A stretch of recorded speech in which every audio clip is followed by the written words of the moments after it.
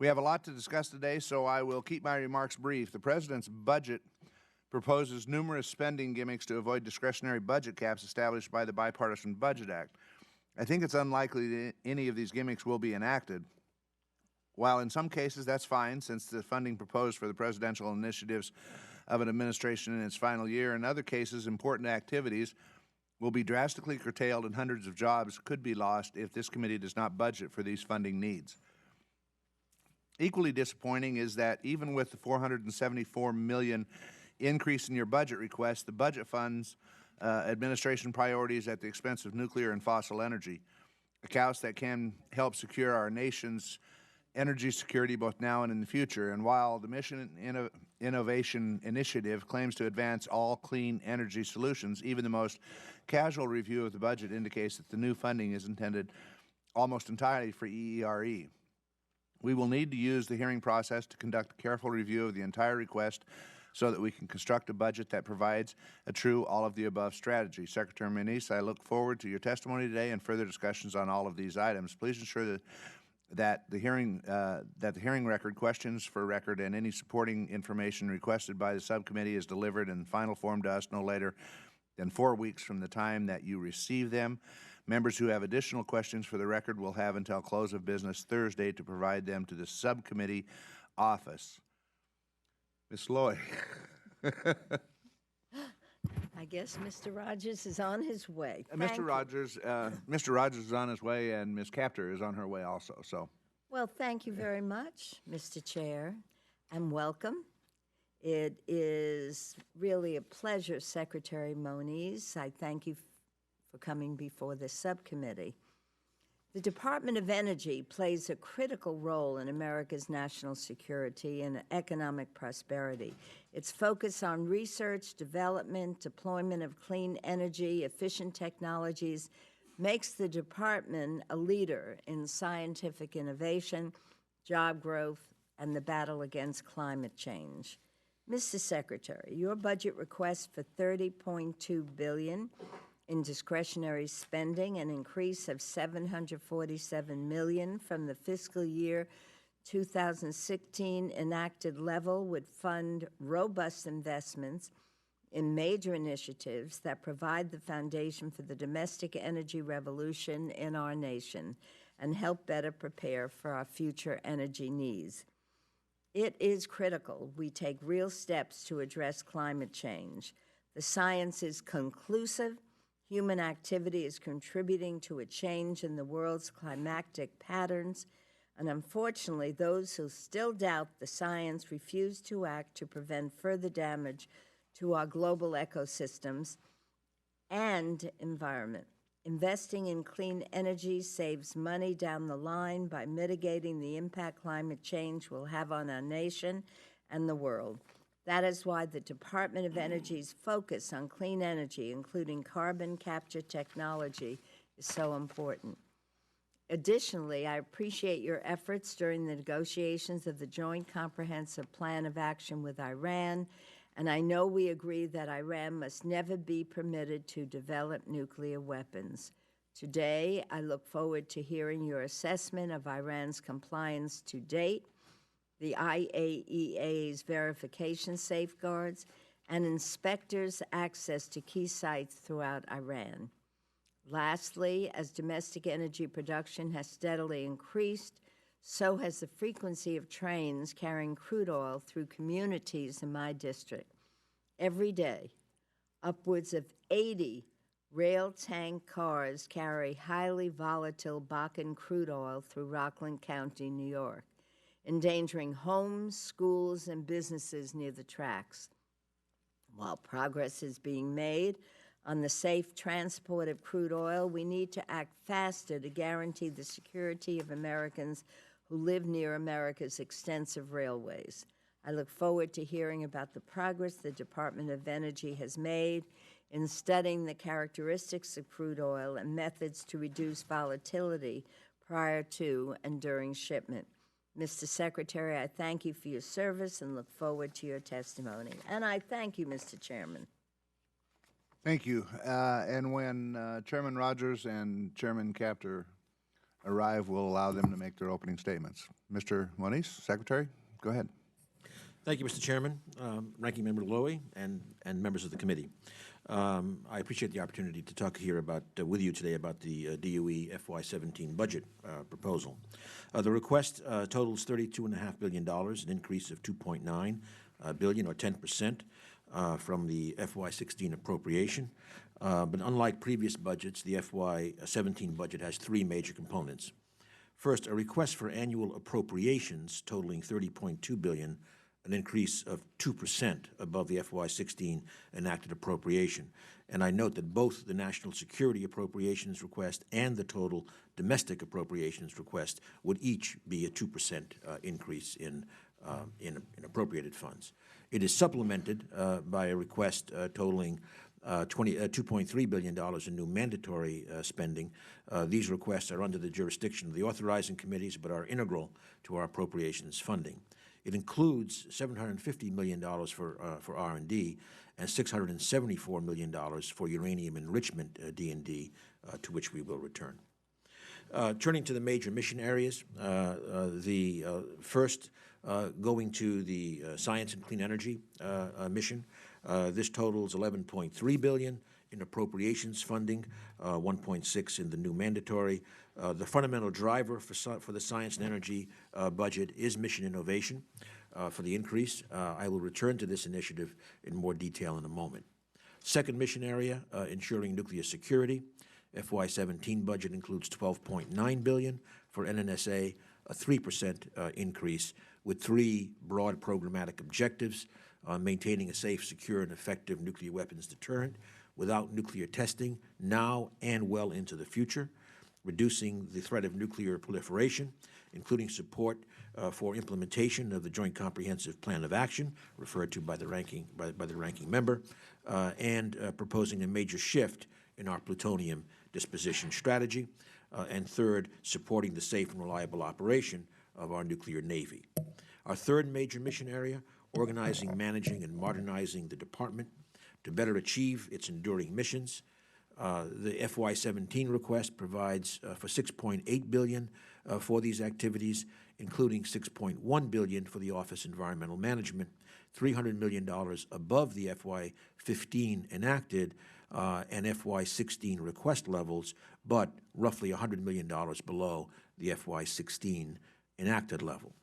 The $6.1 billion budget includes $5.45 billion in new appropriations and a proposal to authorize $674 million in new mandatory spending authority from the USEC fund.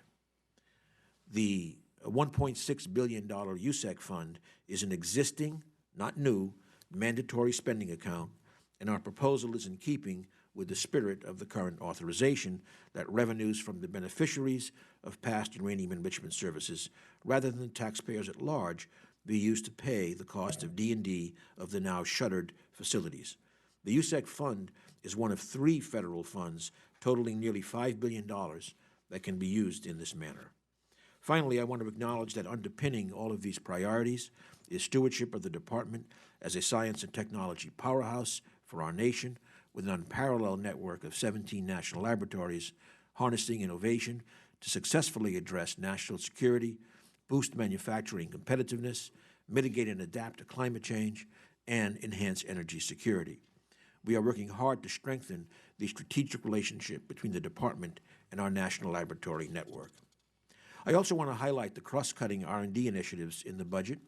Among these, our largest increase is for grid modernization, which we increased by $83 million to $378.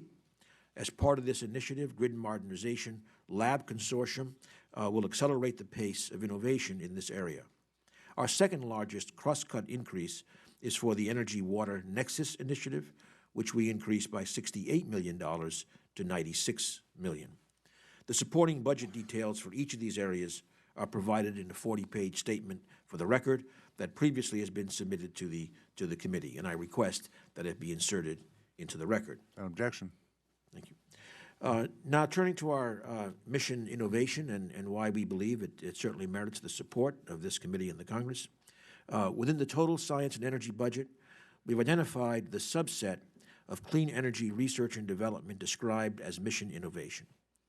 The FY17 budget includes $5.86 billion in appropriations funding, an increase of 21% for clean energy R&D activities that support the U.S. Mission Innovation Pledge, and that pledge, made with 19 other countries, is to seek to double public support for clean energy research and development over a 5-year period.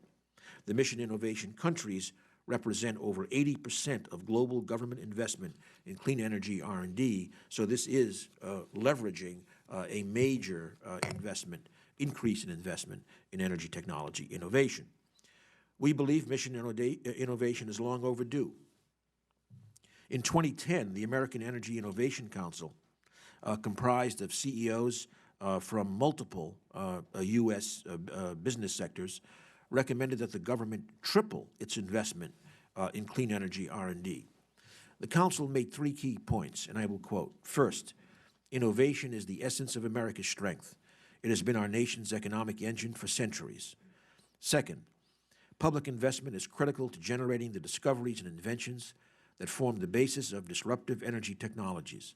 Private companies cannot capture the full economy-wide value of new knowledge and thus systematically underinvest in research and development relative to the benefits it produces.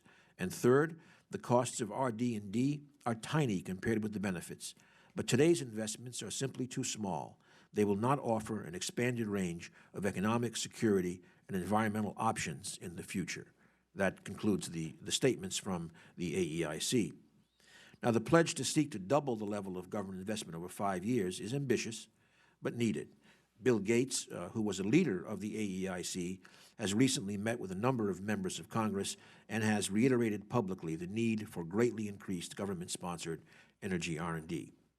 The objective of mission innovation is to greatly expand the suite of investable opportunities in clean energy technologies needed to support economic growth and competitiveness, strengthen energy security, increase access to clean and affordable energy, and enable the global community to meet environmental goals. The scope of mission innovation spans the entire innovation cycle, from the earliest stage of invention through initial demonstration, with an emphasis on growth in early-stage R&D. Mission innovation also includes all clean technologies, renewables, energy efficiency, nuclear and coal with carbon capture. Mission innovation is complemented by the Breakthrough Energy Coalition, an independent initiative launched simultaneously with mission innovation. The coalition is spearheaded by Bill Gates and includes 28 investors from 10 countries, another major leveraging opportunity. The coalition is committed to providing investment in new technologies originating from the innovation pipelines in the mission innovation countries, with the intent of taking these opportunities from early-stage R&D through ultimate market deployment.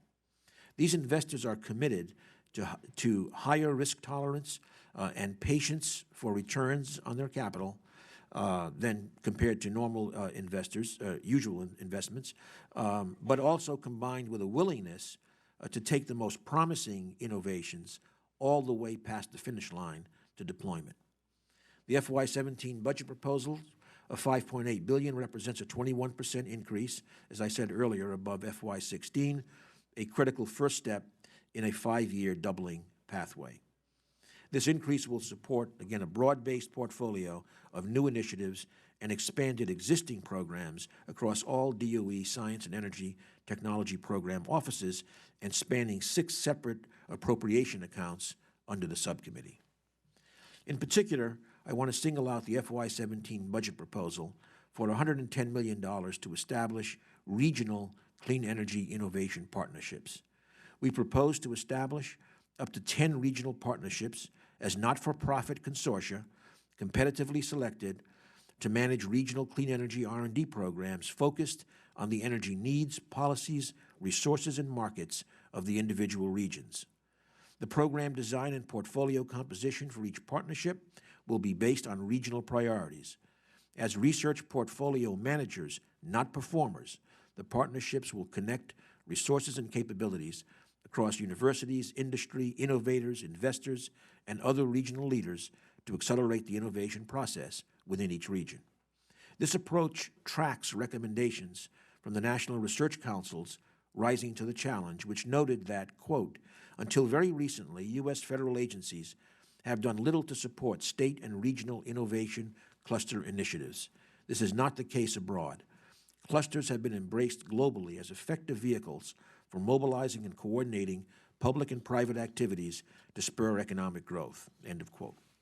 To address these growing global challenges and enhance the competitiveness of local and regional economies in our country, the NRC recommended that regional innovation cluster initiatives by state and local organizations should be assessed and, where appropriate, provided with greater funding and expanded geographically, and that is what we are proposing. The FY17 budget also supports increased investments in successful ongoing innovation programs, including initiatives at the national laboratories supported in previous Appropriations Acts. These include ARPA-E, Energy Frontier Research Centers, Advanced Manufacturing Centers, Bioenergy Centers, Advanced Transportation Technologies, Advanced Nuclear Reactor Technologies, and Next-Generation Carbon Capture Technologies, to name a few. Finally, I would just highlight the overall budget for the DOE Office of Science, which is the largest federal sponsor of basic research in the physical sciences and a major driver of discovery science, supporting more than 24,000 investigators at over 300 U.S. academic institutions and our laboratories. The FY17 budget provides $5.67 billion for science, an increase of $325 million, or 6%.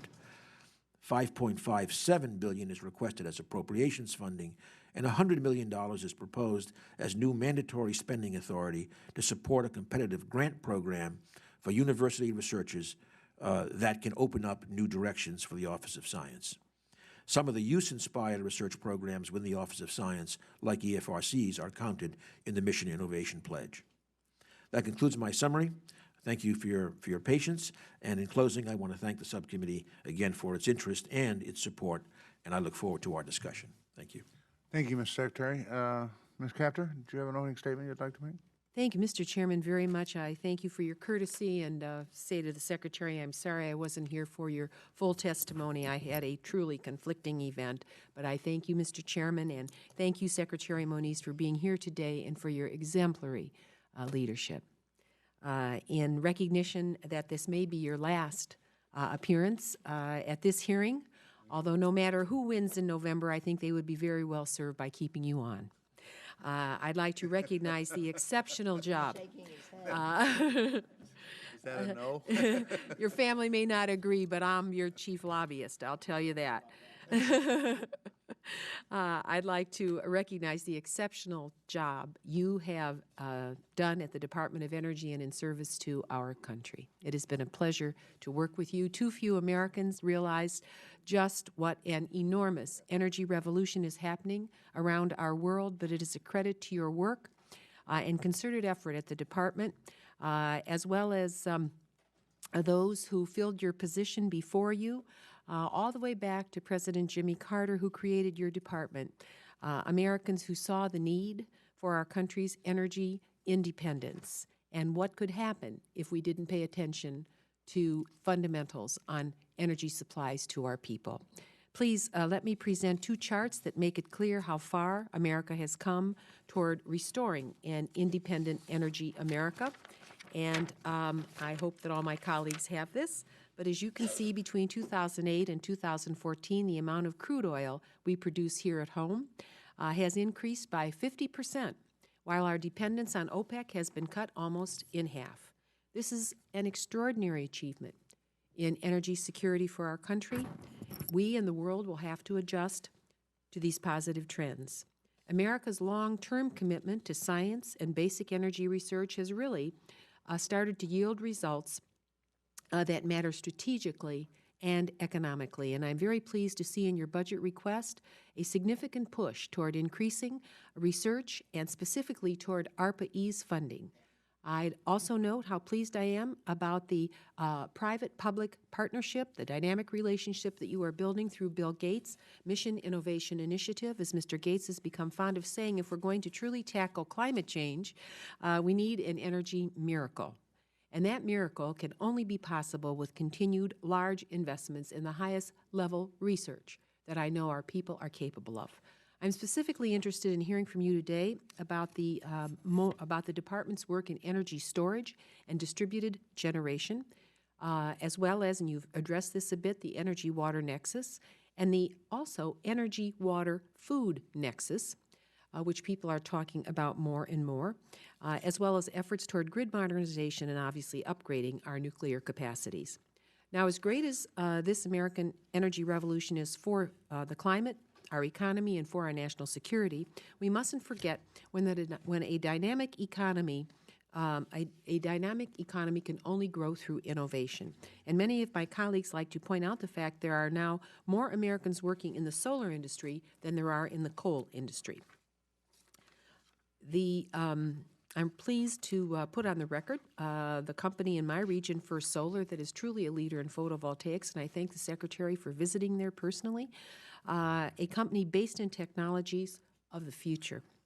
While we are encouraging new industries, it is vital that we don't forget about the people who are losing their jobs across our country in this transition, and to think forward with them. Beyond the miners in Ohio, West Virginia, and Kentucky, it is also the men and women who work on the coal trains and in the coal plants and on the docks who ship coal who are struggling. Economists like to say that markets will adjust and capital will go toward its best use, but human capital is not quite as flexible. When people have worked hard in one industry for generations, they can't just snap their fingers and adjust to another job. So I think it's important for all of us to remember and to respect their hard work. And America simply must fashion a smoother pathway to energy transition for these workers who face job loss, health care loss, pension loss, and many times the loss of their homes. Surely this country can do better than this. With that, I'll close my remarks. I thank you, Mr. Chairman, again, and Mr. Secretary, for your remarkable work, as well as for being with us here today, and we look forward to the questions, and I thank my colleagues for their courtesy. Ms. Lowy? Yep. Thank you for your courtesy, Mr. Chair. And thank you again for your important testimony. I saw that smile when there was a question as to whether you would remain, but we all do appreciate the service to your country. Thank you.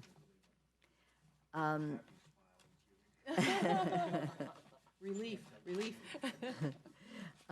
Mr. Secretary, it has become increasingly clear that our nation's electricity grid requires transformation to address reliability and security issues. This challenge was crystallized in the wake of Superstorm Sandy, when more than 8.5 million households and businesses, that is tens of millions of people, experienced power outages. And in some places, restoring power took weeks. This will be a monumental challenge given the grid is arguably the most complex and critical infrastructure in our nation.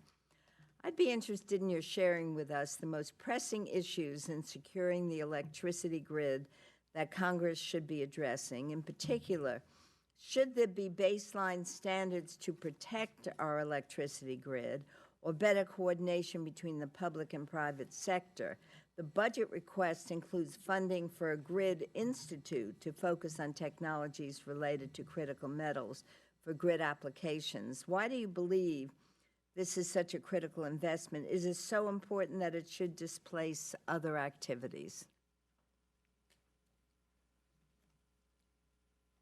Thank you, Councilman Lowy.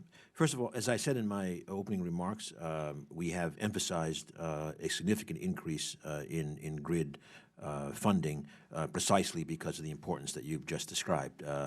Indeed, in our Quadrennial Energy Review published last April, which looked at all energy infrastructure, we noted that the grid had a special role because most of the other infrastructures require its operation for them to function.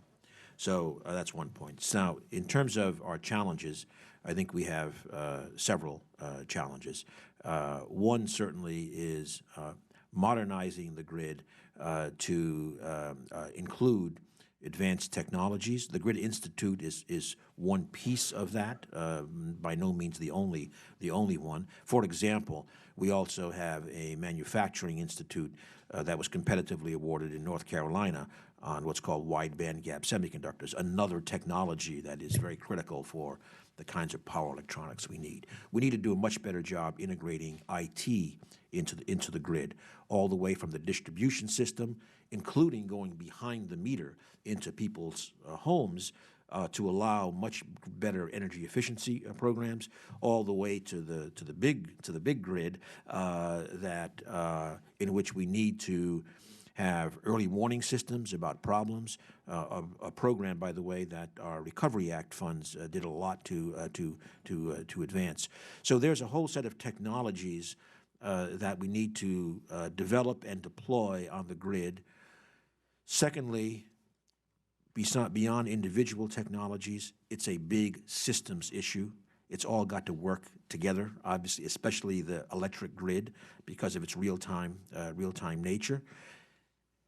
And to succeed there, ultimately, we are developing in our proposal, we would do a lot of tool development there as well, but then interfacing that with both the private sector and with the state regulatory authorities is absolutely critical.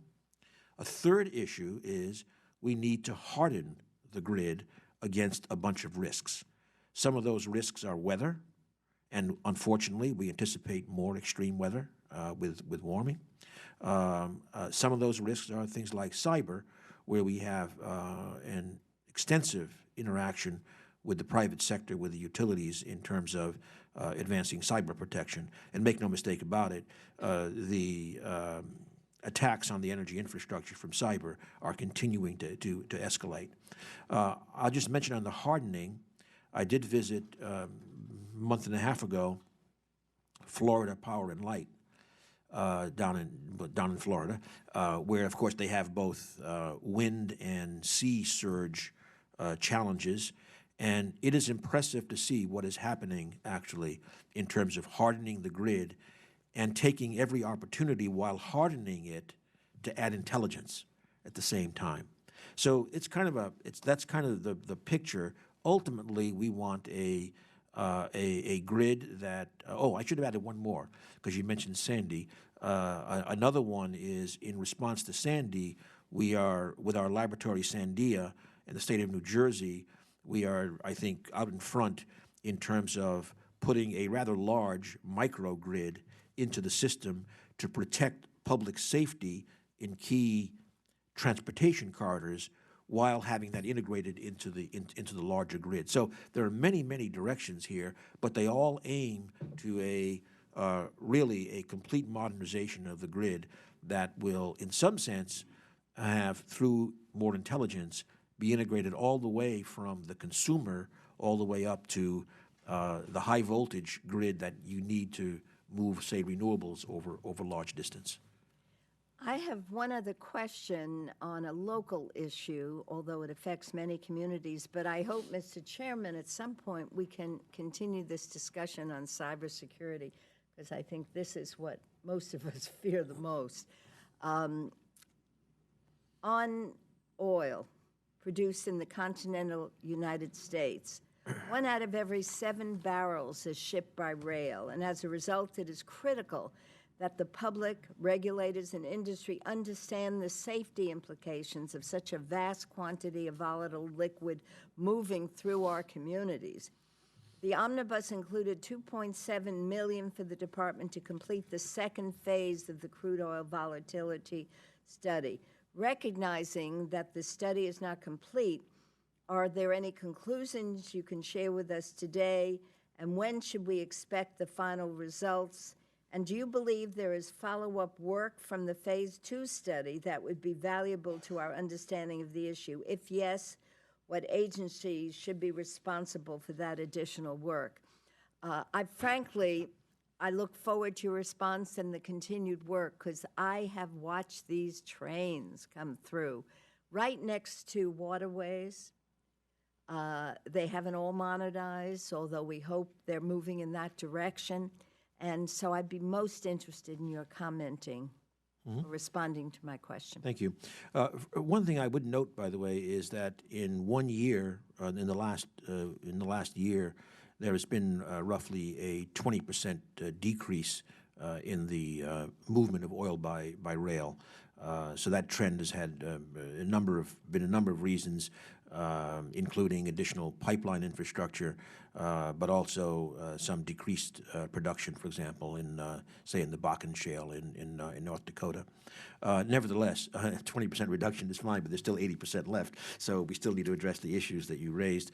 I'm afraid I have to say that the Sandia study, which is co-funded by DOE and DOT, will be still nearly a year in completion, including kind of the physical combustion tests that remain to be done. So sometimes one can get impatient, but it's research, and it'll be roughly a year. I think going forward after that, the specific programs will depend upon the outcome.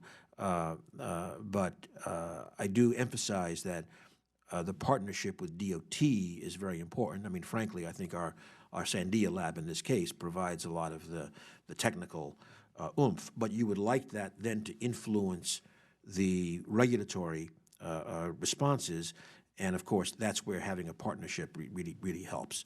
So, but I'm afraid it'll be early next year before we can have the final results. Well, I look forward to hearing about them, and hopefully there won't be any dangerous accidents before that time, because once it occurs and it affects our streams and rivers, as you know, I've been told that you just can't clean it up. So I thank you. Well, it's expensive. It's expensive, certainly. Correct. Yeah, and but also, of course, we had some time back now, fortunately, but considerable loss of life as well through these accidents. Thank you, and thank you, Mr. Chairman. Mr. Valadeo? Thank you, Chairman.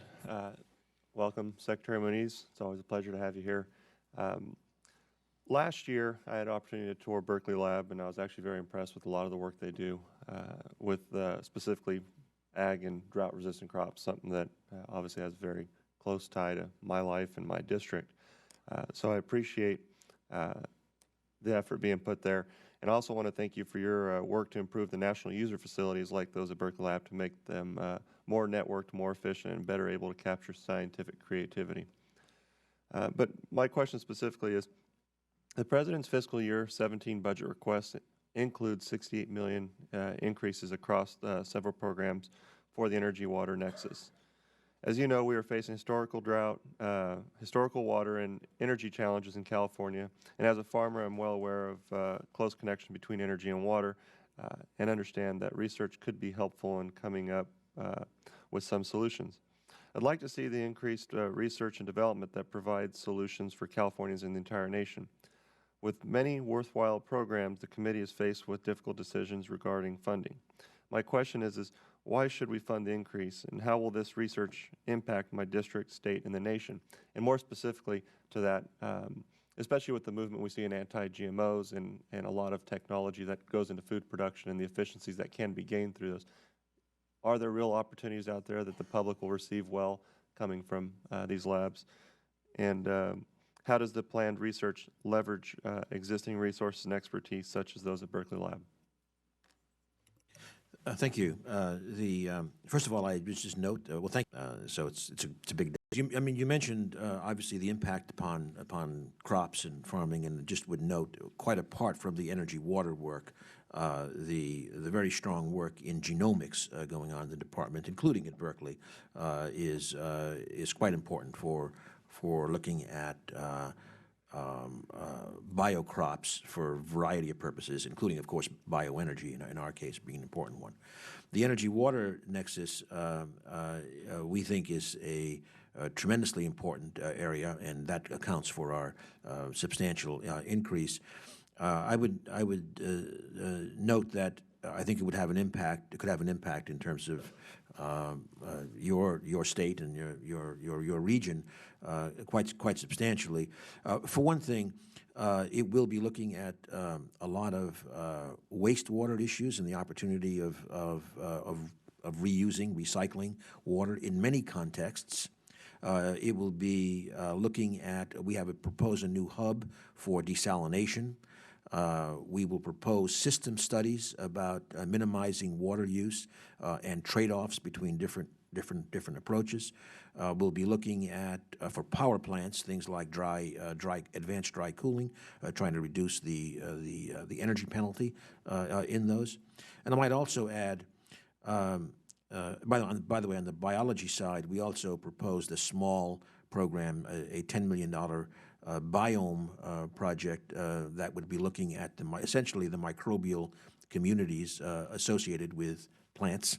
But I would just also note, and this is very premature, but recently, last week, I spoke with Minister Steinitz from Israel, who, as you know, Israel has a tremendously advanced water management approach for agriculture and for other uses. And I will be visiting there in early April, and we are talking about trying to maybe get a joint energy water food program going there. So that's just something that we're just tossing around, but that could be very, very interesting, and certainly they have tremendous experience and great technologies. Mr. Secretary, the budget request proposes in protecting our grid and other types of technology. The exascale initiative, excuse me. Glad you're struggling with that word too. I'm struggling. I think I need some water is what I need. The exascale initiative, I should first note, is $190 million in science and an additional nearly $100 million in NNSA. It's a joint project. The target for exascale is mid next decade to have a functioning system. As you said, there are many challenges, energy management being one of the great ones. But I want to emphasize is that we are always taking major steps, and right now we are implementing something called Coral at Oak Ridge, Argonne, and Livermore, which will, within a few years, be operating in, let's call it the 200 petaflop scale, so 0.2 exascale region, and so that is already presenting a number of challenges we will have to address, and then we'll go on to exascale. As I said, there are going to be very interesting challenges for various applications. Grid is one of them, big modeling of energy systems, but also, of course, our national security needs really depend upon these cutting-edge computers. I might say with Congressman Fleischman in Oak Ridge, we recently renewed a major hub that simulates light water reactors, looking at higher efficiency, more safety, et cetera, et cetera. So many applications. But we're getting into a region now where it certainly can't be thought of as simply a hardware challenge. There are machine learning issues. There are big data analytics.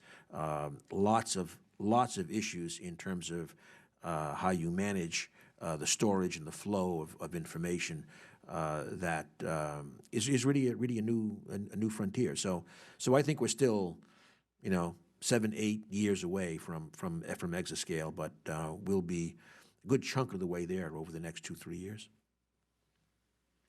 All right, thank you, Chairman. Ms. Kempter? Thank you, Mr. Chairman. Mr. Secretary, on page 3 of your testimony, you reference transformational clean energy technologies for transportation, and you talk about intermodal freight and fleets, and boy, I represent a lot of those in our region of the country. You don't specifically mention public fleets, and as you proceed, assuming the budget is approved, budget request is approved, I would hope that you would pay some attention to the fleets, for example, in our city public transit systems that are big energy users and probably shortchanged in terms of new technology. Also, the Postal Service is a massive user of energy across this country. So I just wanted to mention that in reading. I don't expect any reply, but I did want to note the absence of those public fleets. Yeah, yes. One comment I would make is that the public fleets do have a very special role in what we're looking at, and one reason is that for public fleets, the issues of managing what you might call an alternative fuels infrastructure are relatively easier than other contexts. So they are an important focal point. Moving to another topic, on the energy-water nexus, terms that I hear very carefully and with great deal of interest. With climate change, if you come to our region of the country, our freshwater region of the country around the Great Lakes in U.S. and Canada, you will see unmet potential to save enormous amounts of energy in the four-season canopies that actually raise a great deal of the fruits and vegetables that are consumed over the last, 100 years, 80 years, because California had special climatic and conditions and certain availability of water. A lot of that fruit and vegetable production, in fact, over half of it, moved to the state of California from places like Ohio. And what we're finding is that because we have the water now, but we don't have necessarily the most modern production facilities, we need some attention here. And let me give you an example. Recently, and I want to put this on the record, a company from Canada called Nature Fresh, located in Ohio, and they're building a 200-acre first wing of a production facility using the waste heat off of North Star steel. So the CO2 is going to come in and feed the plants.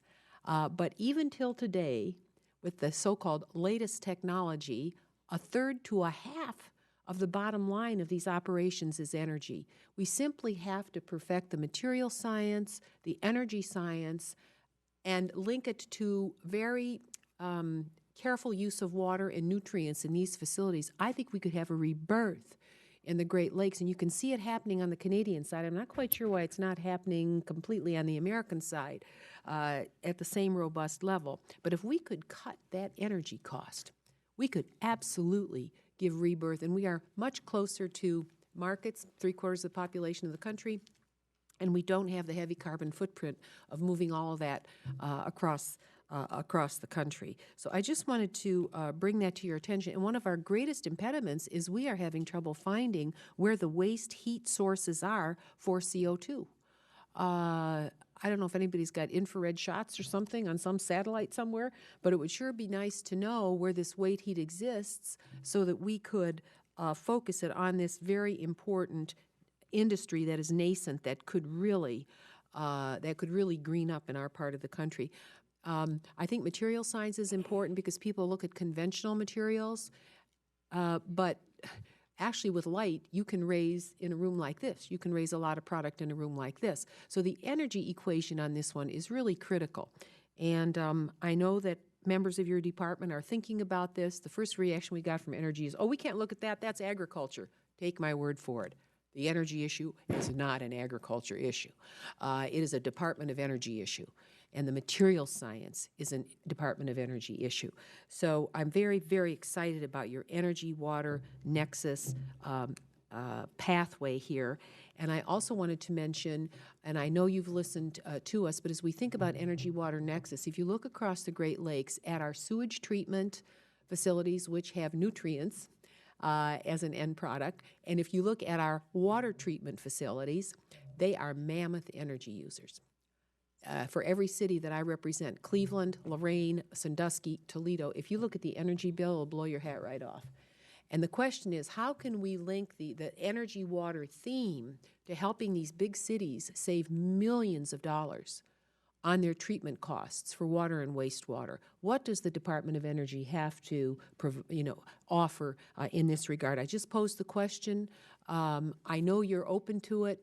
You're open to all ideas that can help us on the energy front. And I would only challenge, as we think about grid, and you come to older industrial communities where you have automotive, steel, rail, all these older treatment facilities, Flint, Michigan being the most recent disaster that we've had in the country on the water side. But if you look at these communities and you say, what can the Department of Energy do there that is transformational? I don't have the answer, but I know there's something in your toolkit. If we fashioned it the right way and did some pilots around the country where we could really help these places. And so when I think of energy water nexus, I think about where people live and the systems that keep them alive through fresh water and our wastewater treatment. So I just wanted to put that on the record. Not so if you want to comment, please do. I don't expect an answer, just an openness. Well, just a brief comment, because I share your enthusiasm for the energy water challenge. As I mentioned already earlier, certainly the whole issues around wastewater will certainly be an important part of what we are doing. Second point I want to make is that the energy water discussion that we have generated at DOE has from the beginning been a multi-agency discussion. So partnering with other agencies on specific problems is certainly something that we intend, and USDA, I mean, for example, could be one of those. The other point I'd make, and because since I want to stay on message with one of my favorite themes, is the kind of energy efficiency opportunities that you raise in this kind of urban water context is a good example of what a regional innovation partnership might focus on, because it's something that region, really thinks is important. So I mean, it's exactly one of our motivations for that, in that, that different regions will focus on different important problems that maybe others aren't thinking about in the same way. So the upper Midwest, the industrial area may have some very, very specific challenges. Thank you, Mr. Chairman. And I just wanted to say that when the Secretary goes to Israel, I wish I could go back there with you, but I will just put on the record that the Cleveland Jewish Federation, along with many others, have worked very hard to develop a relationship in Beit Shan, which is near the Jordanian crossing. And we have actually brought scientists from there who have developed the most incredible production facilities for food that I think have application here. And so we think we have some knowledge in our part of the country and have visited parts of Israel where natural partnerships exist, and we would love to share information with you on that, and I'll wait for the second round. Thanks, Mr. Secretary. We'd appreciate getting that information. Yeah. Mr. Honda? Thank you, Mr. Chair. And welcome, Secretary Moniz. Before I get started, I just want to make a quick comment about my thanks to you for your role in the U.S.-Iran agreement. I think that the President put together a great team. But without your background, without your experience, without your presence, I don't think that the confidence in the public in what was developed would have never been able to be understood or confirmed. And I think that you lent that credibility. And to President Obama, I think that him appointing to the Department of Energy scientists, first scientist was Stephen Chu, and then second is yourself, both of whom have wonderful not only policy but also research and intelligence in terms of application of what you know into our society and how we can better use what it is that's coming out of the Department of Energy. So, and I think your presence answers the question about how well we can expend research and development monies into the fabric of the society. And I think the shifting of the leadership of the Berkeley Labs from Paul to Michael, should be a transition that should be smooth, and also think we're going to be celebrating that at the Molecular Foundry very soon, which is also another investment we've made in this country that's been able to deploy a lot of things that we take for granted in our own lives. Having said that, I'd like to shift towards utilizing the technology into what we every day call weatherization. And, the science, really the science is the foundation for our technology and our innovation. And I'd like to invite you to my district in Silicon Valley, where we're developing a lot of our next clean energy technologies. But let me start off with the access to renewable energy. The renewable technologies can provide households with clean power, lower utility bills, and have the potential to unlock economic growth across this country, if not just regionally. But many people can't get these technologies because due to the cost of bringing in these technologies, or unsuitable space in their living areas, or not owning their own living space either. Last year, the president launched a national community solar partnership headed by the DOE, and I was wondering what the status of the partnership is, what progress we've been making so far at improving access to solar energy, and if you have any suggestions for what we in Congress can do, either through appropriations or through authorization, to help accelerate that progress, and how has the private sector responded to the need for investments in the community solar projects? Well, thank you. And by the way, in terms of your Silicon Valley district, I would just note that around June 1st, 2nd, we will be in that region hosting a clean energy ministerial of 23 countries and the EU. So that might be a chance to interact there. Solar. Well, first of all, the solar deployments, distributed solar in houses, et cetera, is really dramatically increasing.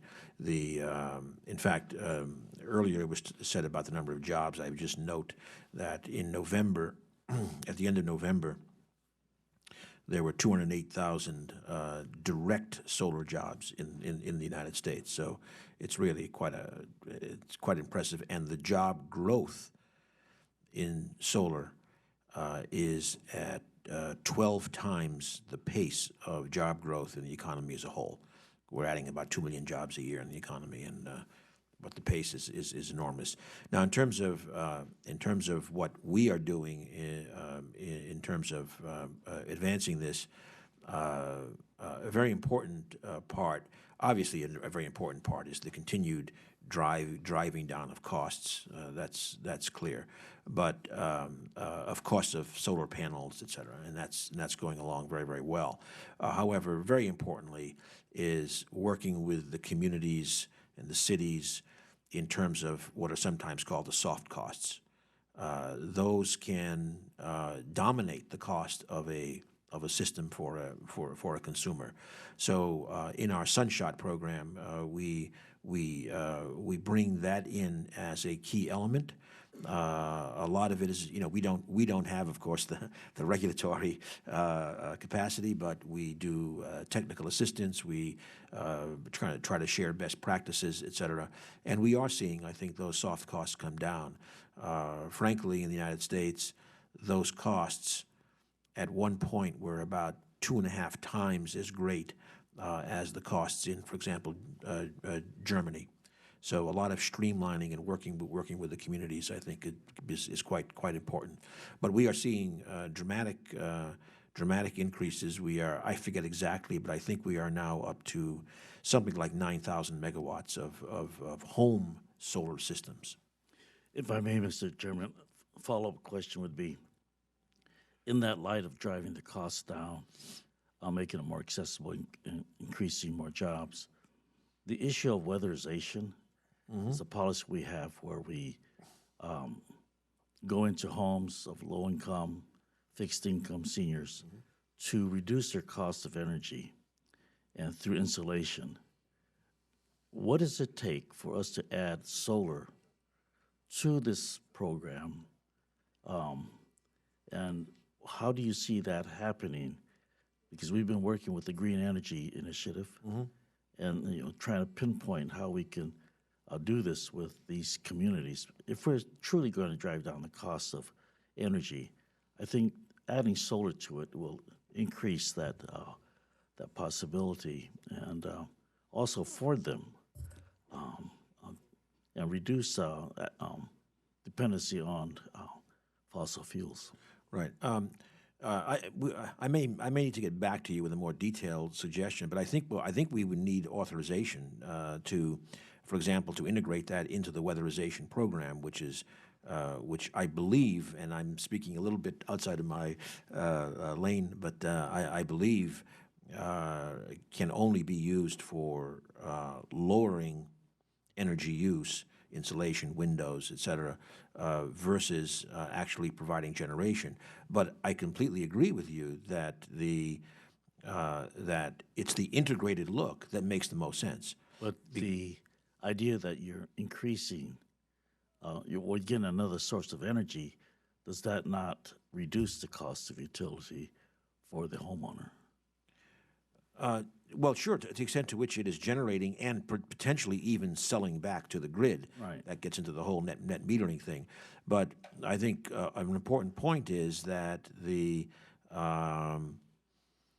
looking in a system way at the decreasing the amount of energy needed and then bringing in things like solar and LEDs, for example, really makes a sensible system. The LED, for example, requires only 1/6 of the electricity, et cetera. So integrating solar efficient appliances like LEDs and addressing the building efficiency altogether, I think makes a lot of sense, and that would be a great program to put forward. Yeah, if I may ask if we can work with your staff in developing this Good idea. approach. No, that's great. Thank you, Mr. Chairman. Yes. Thank you. Mr. Fortenberry. Thank you, Mr. Chairman. Mr. Secretary, good morning. Pleasure to see you again. Thanks for coming before the committee, and thank you for your leadership as well. Mr. Secretary, I ran track in high school. I was a triple jumper, long jumper. But one night... Really? Yes, unbelievable. Yeah. Wow. Let me finish this story before you... New admiration. New admiration. There is a relevant point here, I hope. One night I got put in a mile relay. Several people were probably hurt. I don't remember the exact circumstances, but I was in, I think, lane 8. And in a longer relay, back then it was the mile relay, the lanes are staggered. So to our ongoing point about non-proliferation, we have various lanes of this throughout the government. Now, I started the race way out front. By the second curve, everyone had pulled even, and because I didn't have sprinter speed, by the end of that turn, people were passing me by. The ecosystem in which we are considering non-proliferation concerns me in the sense that we, again, have separate lanes between agencies. Perhaps you're the one most out front in energy, defense, state, to a degree, Treasury, Homeland Security, and then I think the National Security Council has coordinating responsibilities as well. If we're all in our separate lanes, is there enough cross-pollination, communication, to begin to really press forward and discern whether or not the current architecture, the current definitions of our programs, the emphasis areas, are meeting the potential threats that are out there? The reality is you spent enormous energy on this Iran agreement. I assume that was, of course, an appropriate diversion for your resources, but a very big diversion. As we move into the future where technology is more available, where the threats of non-proliferation grow with non-state actors, is the current ecosystem for our non-proliferation efforts in the government sound? And what are we doing to think through the policy of potential changes that could achieve the goal of what we all want to see, as close to a probability of 0 that something goes wrong in this arena? Well, I really, as you know, as we've discussed now for a couple of years, I think we both share a strong commitment to nuclear nonproliferation as really an overarching responsibility and a big threat. First, let me just say that I do think that this is an area where I feel that the interagency coordination actually is pretty good. In lots of meetings at the National Security Council, drawing upon particularly DOE, state, defense, and homeland security. So I feel pretty good about that. Secondly, I think the report that it was the first time the NN program provided to Congress last March, I think March or April, a comprehensive report that did a little bit of kind of over the horizon looking in terms of threats, and that's something that we could come back and discuss in much more depth. I think we ought to do that, Okay. Mr. Chairman. That'd be great. If you're, I know you're interested as well in the question. I think this is so absolutely critical that if we could concretize some realistic time in the short term. We'd be delighted to do that. In fact, that was the whole point of the report, was to stimulate a discussion. And in fact, the part of the origin of that was we are required by statute to submit every year a report on our weapons program. And it's a good comprehensive thing. And then we felt, gee, well, we should do the same thing with non-proliferation. Third, I would just say that I think touches a little bit on what you were saying. There are a variety of threats. Obviously, we've seen in the press recently things about ISIS, for example, possibly having some interest in radiological materials. There's an example of a focal point where we really have to look at it. And there, I'll just say that that I'm going to be honest. One of the while we continue to have some good collaborations with Russia on non-proliferation issues and securing materials, particularly in the former Soviet Union, the reality is the current situation with Russia does not make our collaboration quite as robust as it was some years ago. And so this is that the implications of that relationship, the strain of that relationship, are not often carried over to what it means for nonproliferation. Yeah, I think in previous testimony you had said that although there is significant stress in the relationship, the science to science, technical to technical cooperation continues as one of the remaining threads of any kind of relationship. I hear what you're saying now. Even that's under duress. It's probably going to be a little bit. Let me go to a specific point, though, that's a peculiarity in regards to your comments in our ongoing discussion, particularly given that there is a decrease of $62 million in your current request for non-proliferation programs. Can you explain that? The decrease is largely associated with the proposed shift in the MOX program. Okay, but this outside of MOX, that's my understanding that non-MOX proliferation programs, there is a decrease of about $62 million relative. I see. Do you want to come back to that? Well, in terms of the specifics, yes, I'd have to come back to that. Look, I get it. Spending isn't always necessary to achieve the best outcomes, but in this case, but also there are considerable in the program. There are considerable uncosted balances right now, so we actually don't see a spending problem. That was my understanding, that this would be carryover funds, but but that also begs the question: what is not being used, and for what reason? Well, partly is as you said. I mean, some of our programs have gotten dialed back. The ones with Russia. I mean, that's just a fact.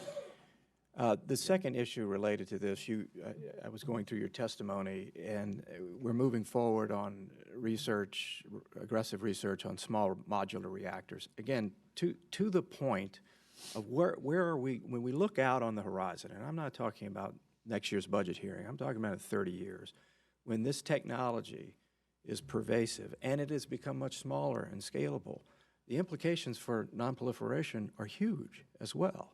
To begin to, again, this is this delicate line we have between civil, peaceful purposes and weapons programs, in effect. And you know, you're a couple of switches away, frankly, from moving one intention to the other. That's the reality. So as we move forward with scalable technology that's easier to use, more implementable, that's widespread, this also has proliferation implications, I see. Certainly, although we should emphasize that the principal non-proliferation risks are associated not with the reactors, but with the potential surrounding fuel cycle activities, specifically enrichment or reprocessing. And I think what we need to do is to continue to encourage any development of nuclear power not to be accompanied by those activities. So that, and you know, that was one of the issues with regard, of course, to Iran in terms of the kind of set of fuel cycle activities that was going on, in contrast to most nuclear power countries that buy fuel on the international market, for example. But along with that development there will be new pressures to have standalone enrichment, potentially, or diversion of certain types of fuels. This is just, in a smaller scale it gets, the harder it is to control, I would think. One of the controls that we have now, it's such a grand investment infrastructure that has to be led by large nation states. And without that, I worry, again, as we granulize this technology.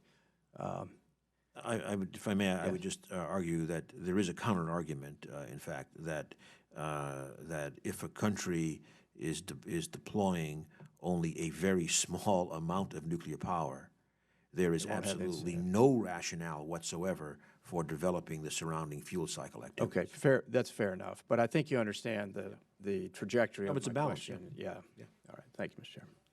Mr. Fleshman. Thank you, Mr. Chairman. Good morning, Mr. Secretary. Good morning. Before I begin my questioning, I wanted to convey a personal note of thanks to you, sir. When you were sworn in as Energy Secretary, your very first visit was to my beloved city of Oak Ridge. I appreciate that. You took the time to sit with me, go over the issues that were critically important to our community, and I have thoroughly enjoyed working with you and look forward to working with you this year on our endeavors. Oak Ridge is a special place. It's in two counties, Anderson and Roane counties. It's got a great history from the Manhattan Project forward. Its people are outstanding, and they're committed to what we're doing. There's so much there.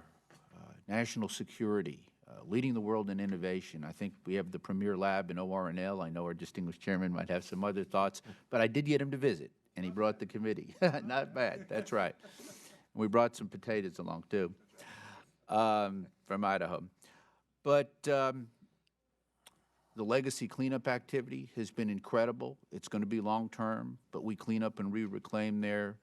But when members of the majority and the minority visit Oak Ridge, as you've done several times, there's a wow factor. It's just so critically important. So I want to thank you again for your dealing with those things with me and working with me. I know there are times when we agree, there's times when we disagree, but I've appreciated that working relationship, sir.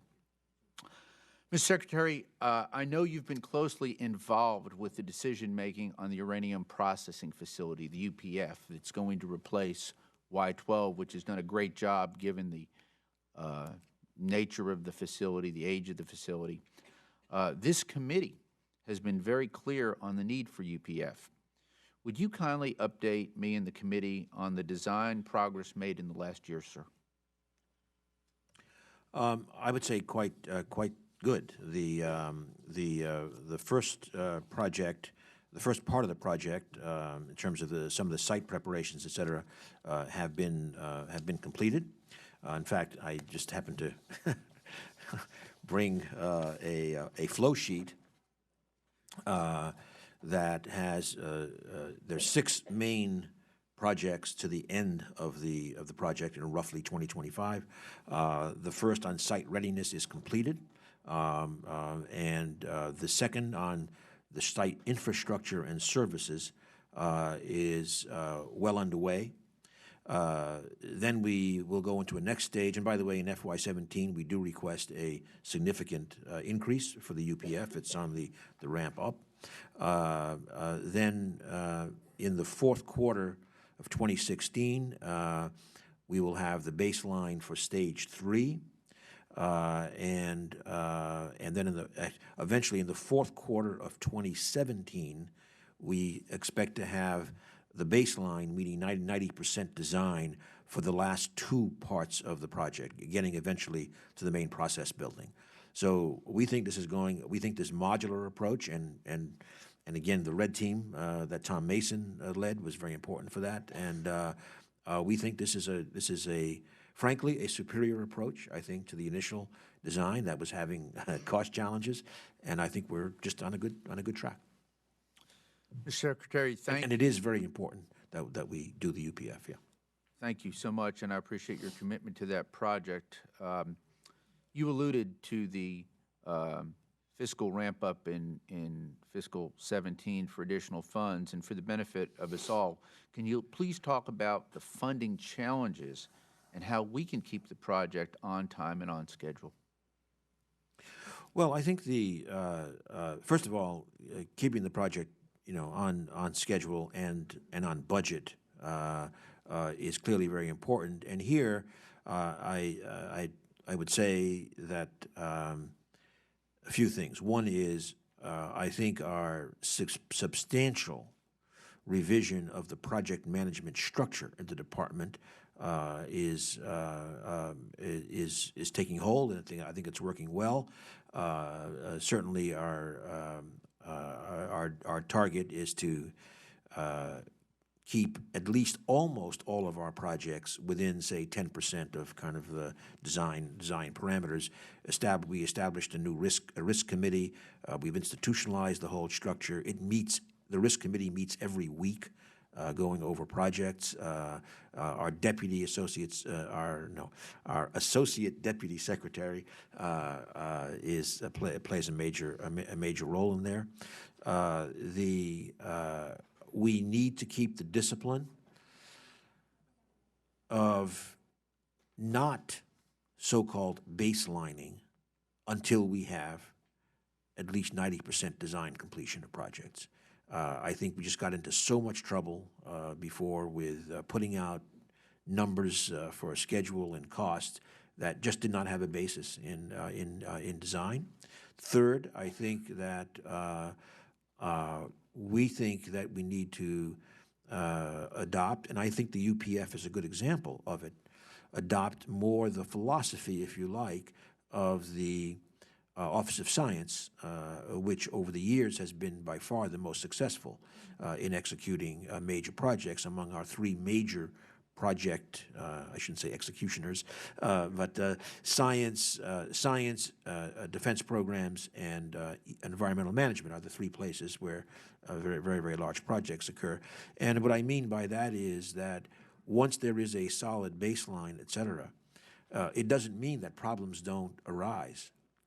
But when they do, you work to keep the project in the budget box and not just have the automatic reaction, oh, okay, well, we'll just keep the project escalating. So the UPF is an example where then a fundamental relook was done and the modular approach introduced. So I think that's what we're doing, and right now I think looks pretty good. Thank you, Mr. Secretary. I see that our distinguished full committee chairman has arrived, so I'm going to yield back to the next round. But again, let me thank you again, and the future at Oak Bridge will be bright. Thank you, sir. Thank you.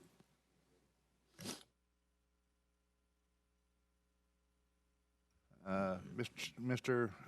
Rogers, chairman of the full committee.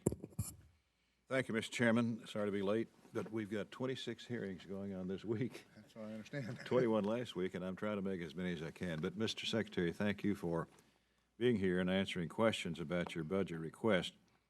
The work you do at the Department of Energy has significant implications for our ability to grow our economy. The investments you make in the way energy is sourced, stored, and distributed not only determines the future of our energy security, but also whether hardworking Americans can expect to have access to reliable energy at an affordable price. Energy impacts every industry, every sector of our economy, so much so that we can't understate the role it plays in an employer's ability to grow that business or a family's ability to plan and stick to a household budget. With families now paying more for power and growing unrest in energy-producing countries overseas, the question of how we achieve energy independence is more important than ever. So the question remains, knowing that we have abundant energy resources right here in this country, why is the administration committed to leaving that power in the ground? This administration's priorities with regard to coal are very clear. Rather than supporting an all-of-the-above energy policy, as they claim, their actions suggest that their true intention is to keep coal in the ground. And they do so at a very high cost. Coal is the cheapest and most abundant natural resource in this country, and businesses, schools, and communities can rely on it during storms and record cold temperatures and other unexpected circumstances. Meanwhile, the administration's war on coal has left 10,000 coal miners in my district laid off. They're trying desperately to find work in some other job when they should be at work, providing us with access to the affordable and reliable energy that coal provides. Nevertheless, the administration continues to write rule after rule intended to regulate coal out of the marketplace and my constituents out of work. Today, you present us with an energy budget that slashes funding for coal research in favor of renewable energy. Congress has repeatedly restored funding for coal research and development, and in doing so has sent a very clear message about our priorities for our national energy policy. Yet again, you've ignored congressional direction in favor of the priorities set by extreme environmental groups and the EPA. The department has requested a reduction from 16 levels for CCS and power systems, while restructuring it in order to integrate funding for coal and natural gas carbon capture projects. Congress has separated these funding streams in the past in order to ensure that the funding appropriated to develop clean coal technologies for each resource are utilized as intended. Furthermore, while you've given renewable energy a sizable $825 million increase, you've reduced fossil energy investments by $272 million. That's a 43% reduction, which you propose to make up for with budgetary gimmicks. You continually state that you're committed to an all-of-the-above energy policy and that this begins with a commitment to low carbon. If that were the case, this budget request would make the necessary clean coal technology and coal research investments that seem to be missing in an effort to implement that policy. With coal generating 40% of the electricity in this country, CCS technology and investment in fossil energy research is vital to developing an energy economy that's reliable, affordable, and efficient. This budget request does not make the necessary investments in achieving that goal. These topics are critical to ensuring that affordability and reliability of the many energy resources we have in the country and important to our national security. I look forward to further hearing your testimony and answering questions. Thank you, Mr. Chairman.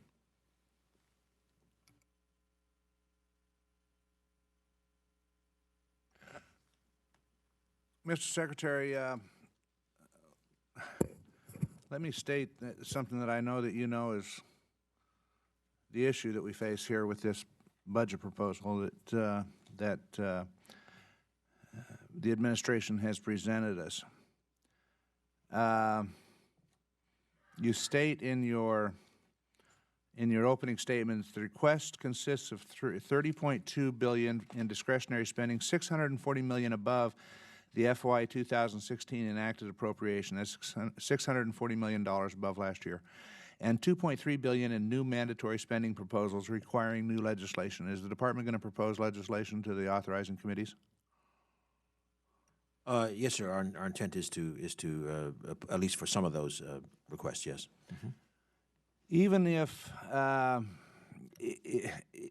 an example, with the $673 million in USEC funds that you plan on transferring over to use in EM and cleanup, if the authorizing committee authorizes that, it's going to score against them. If we do it in our budget, it's going to score against us. So PAYGO is going to have to go. So we've got a budget that proposes $640 million above last year. It also, and I know this is out of your realm, but decreases funding for the Army Corps of Engineers budget by $1.369 billion, or 22% reduction. You got to remember, this is an Energy and Water Committee, so we have to look at the overall budget.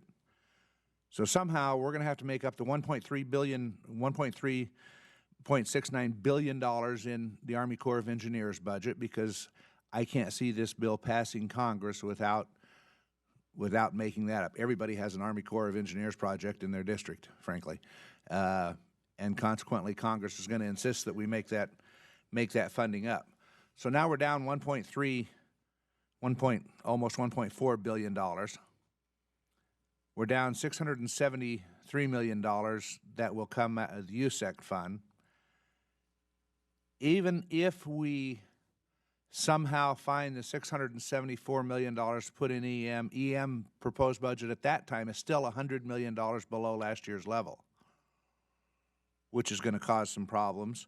WIP is $34 million, or 11% below last year's level. So we're going to have to make some considerable adjustments as we try to fill in these other accounts, and it looks like the place that you're going to find it is the place that's increased the most in your budget, which is one of the ones nearest and dearest to your heart, and that's the research and development initiative that you've suggested for a 21% increase. And while I don't disagree with what you're trying to do in this initiative, at this level, it's going to be very difficult to make those to make up ground and put funding in there. I know that you understand this. We've had this discussion, but I just wanted to kind of state that these are the challenges this committee is going to face in putting together this budget. Let's talk for a minute, if we could, about a subject near and dear to all of our hearts, MOX.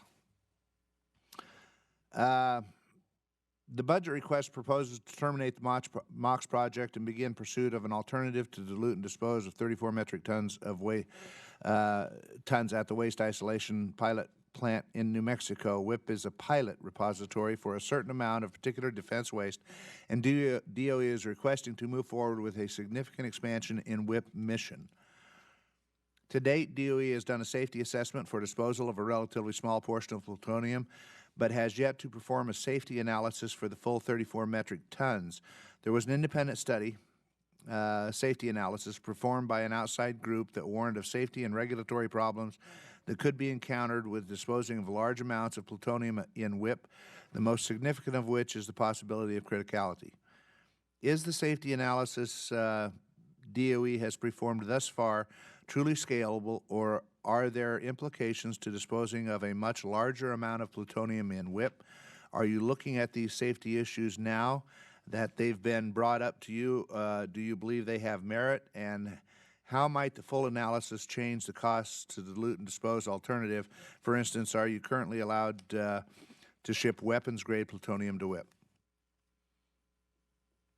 Thank you, Mr. Chairman. If the chairman will permit, I just make two brief comments on the last two comments, questions. First, for Chairman Rogers, I would certainly welcome the chance to come and talk over the entire coal program and get your perspectives further, but I think also to add our perspective, which I think is a pretty robust program. So perhaps we could think about that offline if you would permit.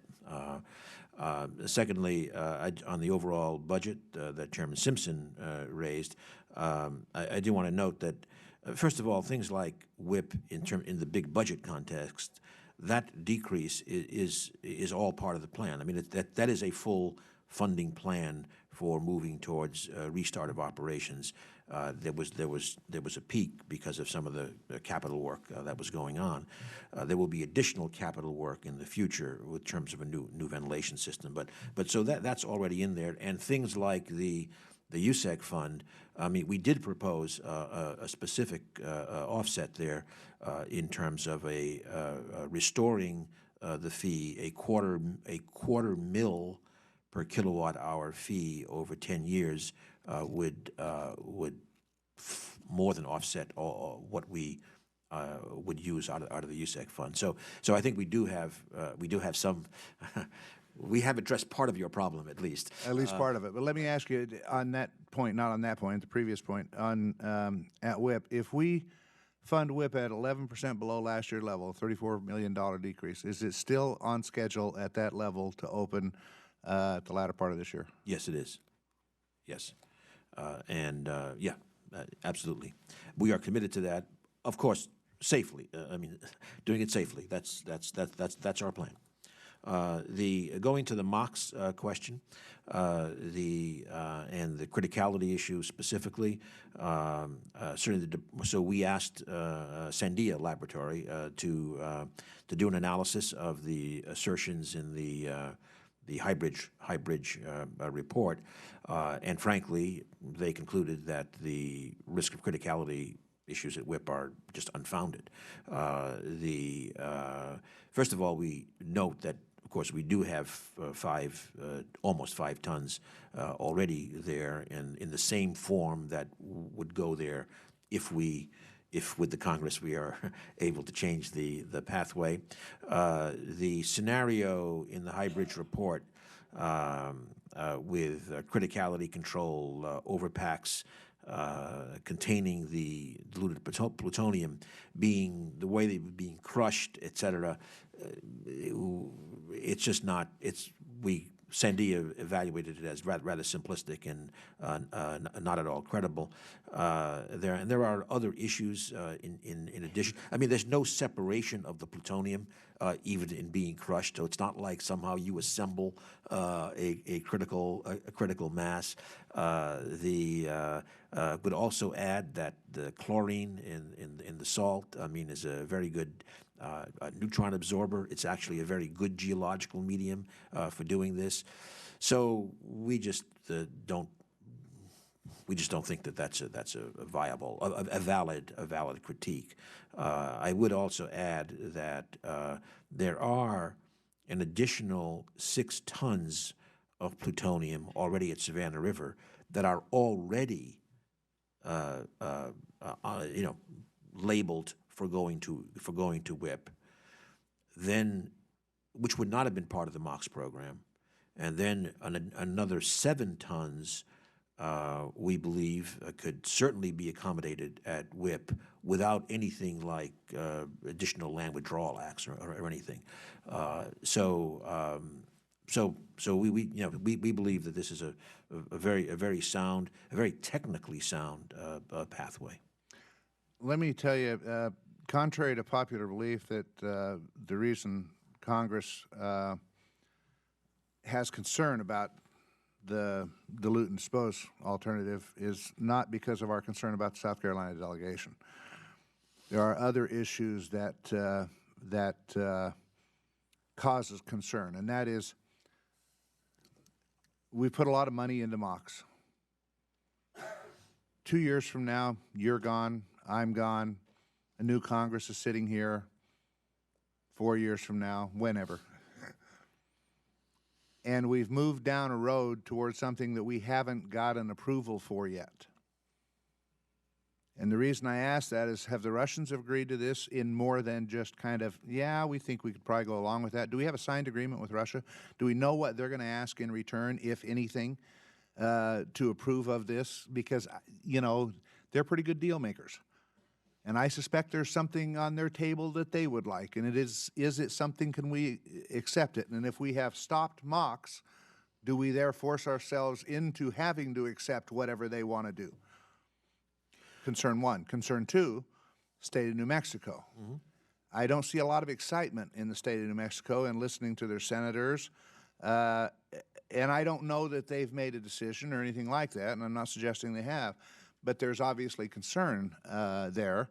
And if we have to do another land withdrawal 2 or 4 or 6 years down the road when we've stopped MOX and can't go back in that direction, are we sitting here with our thumbs up our nose, wondering what we're going to do next?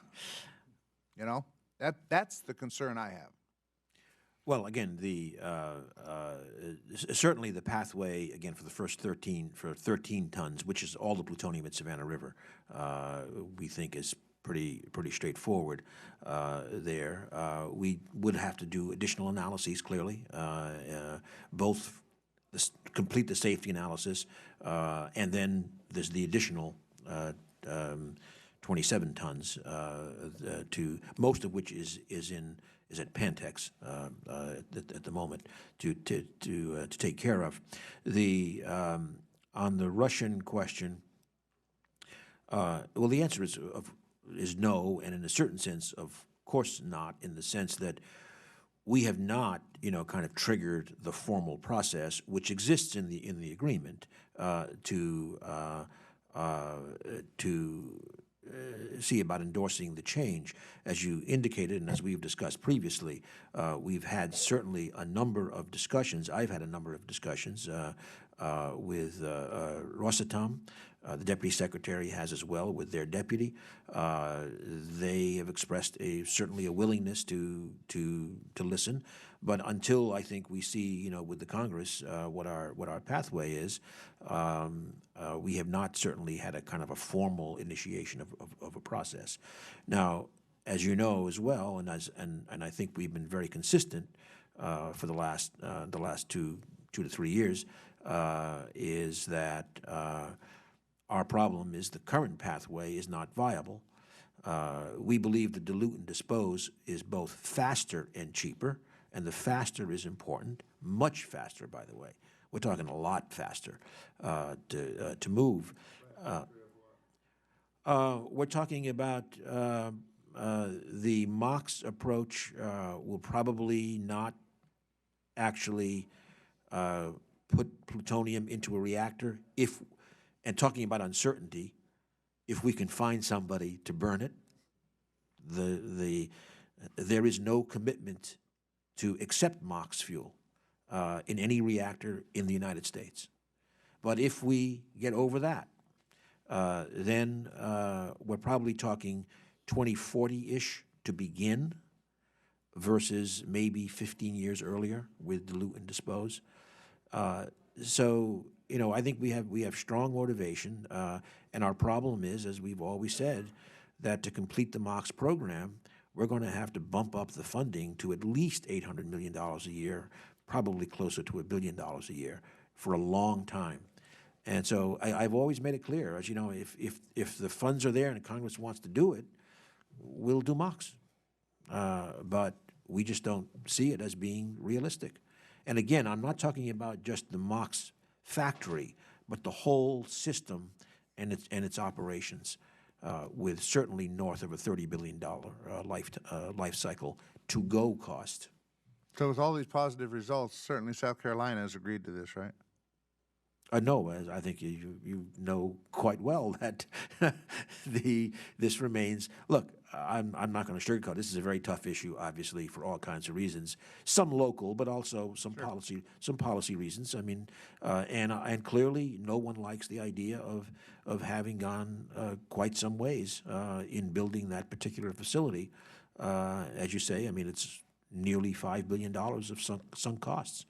But I'm just looking at the to-go costs, and they are at least a factor of 2, I think more, frankly, than dilute and dispose. So that's the tough question, the tough issue we face. Well, as I said, for me, and I think for a lot of members of Congress, and I understand that, you know, South Carolina, you're talking about jobs and a few other things like that, which are very important. But for me, it's that I've seen too many times us head down a road, the department head down a road over the years, and get halfway down that road and find a fork and decide it doesn't want to go. And we end up with these monstrosities out there of half-finished projects, or projects that have cost us 4 times what we thought they were going to cost us. So it is frustrating to me, and what I would need to see, frankly, is a signed agreement with Russia that this is going to be okay, because I want to know what I'm getting into. I would want to know that New Mexico is on board and South Carolina is on board, and we're not going to be paying fines to South Carolina. That's what I would need to see. So There is a bit of a chicken and egg issue, and look, You bet there is. I'm, you know, as you know, I've been discussing this now for years. I'm happy to get together with both chambers, both parties, all the parties, and see what we can do for a path forward. But you know, let's face it. I mean, it's hard to see convergence, because we've always said at the current funding level, and we tried to extend it. We did extend it, working with Congress. We are following the edict of continuing to construct with the $340 million. But I don't think there's much argument that at that level of funding, the project just does not complete. is there a stop work order out there? No, there is not. No, there is not? No, there is not. None have been prepared and ready to be issued. Certainly not to my knowledge, for sure. The issue, I think the confusion may come by, I mean, the language is there that if Congress endorses the shift of direction, then a stop work order in FY17 would be issued, but not in FY16. We are following the congressional direction and constructing. Mr. Rogers? Mr. Secretary, you were directly involved in the negotiations with Iran on the Joint Comprehensive Plan of Action. Those negotiations, of course, have concluded, and DOE is expected to play some sort of role in implementing that agreement. But it's not clear to me exactly what that amounts to. Is there funding in your request for that nuclear agreement with Iran? Did you request any funds to implement it? There are no specific funds. Frankly, it's a relatively low expenditure in terms of supporting travel in kind of our normal non-proliferation activities. Most of these meetings are so we supply technical experts. For example, right now we have a couple of people in Vienna right now meeting with Iranians to resolve some questions. But we have no major expenditure, and of course I spend some of my time on the phone and in meetings. But that's the kind of thing that we are doing, and a lot of it is normal. What we normally do of supporting the IAEA, because they are the ones who actually have the verification responsibilities. The administration has said that under the terms of that agreement, so much information on Iran's nuclear activities would be collected that if Iran pursues a nuclear weapons program, it would be detected. This week, though, GAO released a report that says that the International Atomic Energy Agency, IAEA, the agency responsible for verifying and reporting back to the international community on Iran's compliance, quote, faces an inherent challenge in detecting undeclared nuclear materials and activities, end of quote. Do you believe the verification measures that exist will be sufficient to monitor compliance and detect unlawful use of material? Yes. First of all, the inherent challenge is clear, because if it's undeclared, it's inherently a challenge compared to the declared facilities in a breakout scenario. But look, as Jim Clapper, head of our Director of National Intelligence, has said, you can never say 100% on any particular activity, but he then added that the insight that we get is dramatically enhanced. Certainly the barriers to trying a clandestine program are substantially higher. There are unparalleled verification measures in there. We feel quite confident about it. GAO also described concerns that absent a complete accounting of Iran's past nuclear program being provided to the IAEA, the agency would be limited in its ability to detect undeclared activity going forward. What information regarding the nature or composition of Iran's past nuclear activities does the agreement require Iran to disclose? The IAEA investigation into the so-called previous military dimensions was closed out in a report by the IAEA, although they certainly are not proscribed from revisiting that should new information appear. But right now, our focus is clearly on verification in the future. And again, the measures are extraordinary. For example, for the first time anywhere, there will not only will be, there already is, because we have passed January 16th, the IAEA monitoring the entire uranium life cycle. That's a novel thing. And for 25 years, monitoring that fuel cycle. For 20 years, monitoring all production of the sensitive centrifuge parts, et cetera. How would the agreement identify covert or undeclared activities that Iran might have or might develop over the next 15 years? Well, so at some point, as I said earlier, for a different reason, we may want to get together in a different setting to discuss some of that. But basically, it's tracking the uranium. It's tracking all parts of the centrifuge. It is using other means of getting information, and then exercising what is also novel, the IAEA's ability to go anywhere with reason, to go anywhere in a fixed time period. That is again a novel feature of this agreement, and other stuff. And we could go into more detail in a different setting. I look forward to that. Okay. Thank you, Mr. Secretary. Ms. Kaptur? Thank you. Thanks, Mr. Secretary, for your endurance here.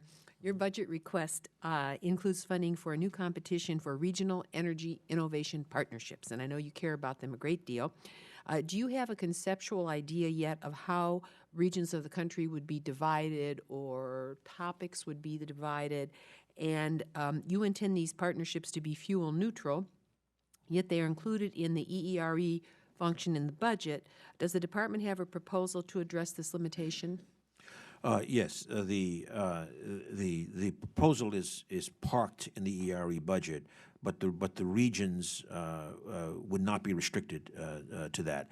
If there's a better way of putting that into the organizational structure, we are happy to discuss that with Congress. So number one is it is not restricted in how the regions would shape their portfolios.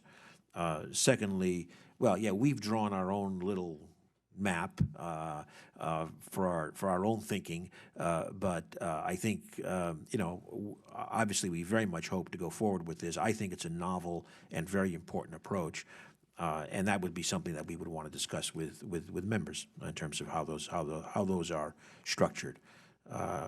We've tried to have a look at what are the R&D resources in different states and how might one put together the regions of contiguous states. But again, that's something I think that we'd have to discuss before actually executing. Thank you very much. In terms of the national labs, we know what a tremendous asset they are and how much you pay attention to them. You've recently stood up a clean energy investment center, and my question is this only to serve investors, or are others going to be somehow engaged in all of this, and how do you believe the center should serve business? Well, the Clean Energy Investment Center is intended to provide transparency into the national lab programs for investors. That is the goal. On the other hand, this is a public activity. There's not privileged information, so it's transparent, and I think we could consider businesses to be investors if they are interested in a particular technology. We also, by the way, just hired about a few weeks ago an excellent person to head that center, Dr. Mopatra, I think his name, something like that, approximately. It will be in Washington? Malhotra. It will be in Washington, or have you not picked a place? Oh yes, no. So he is. This is a very small activity. It would be included in the Office of Technology Transitions that we have asked for, I think, $8.5 million for. In fact, there would be several functions in the Office of Technology Transitions.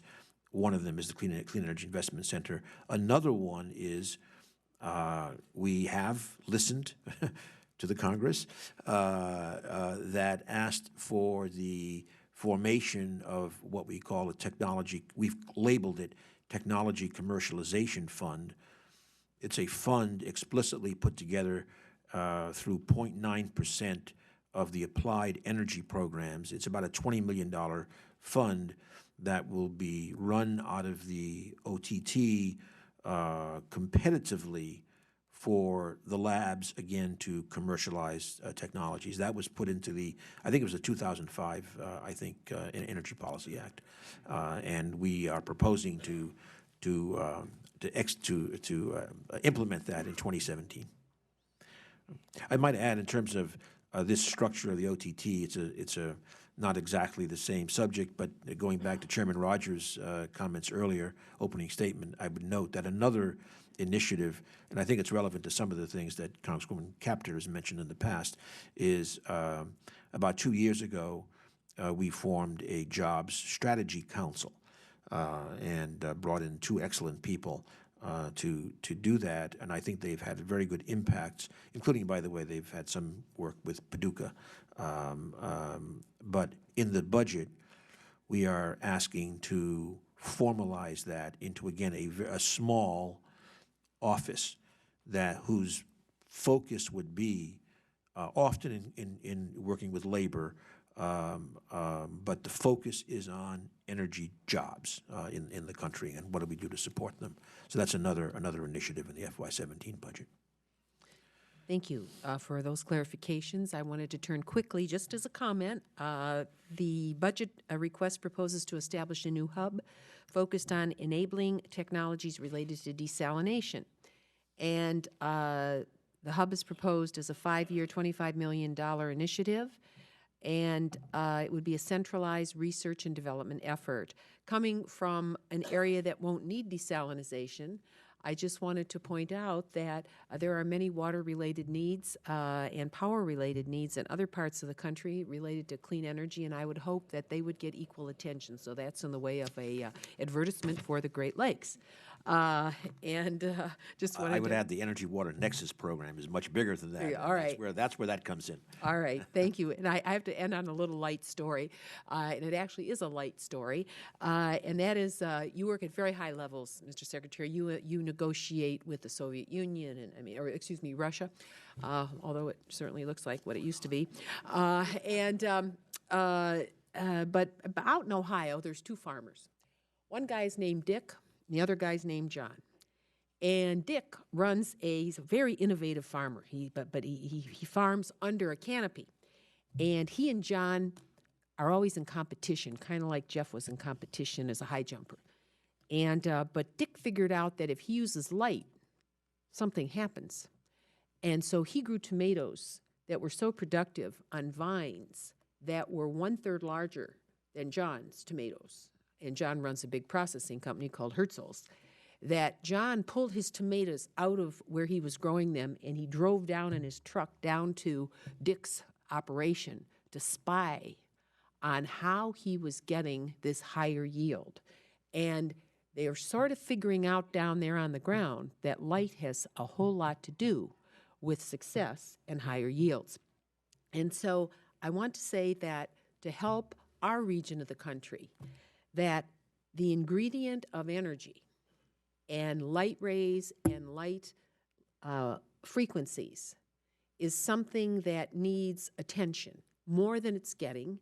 And the way in which these folks are trying to compete unsubsidized in a global marketplace could really be enhanced by your department. You already know that, you've heard me say it, but they are competing against cap-and-trade subsidized systems in places like Brussels, Belgium, that get a 50% subsidy.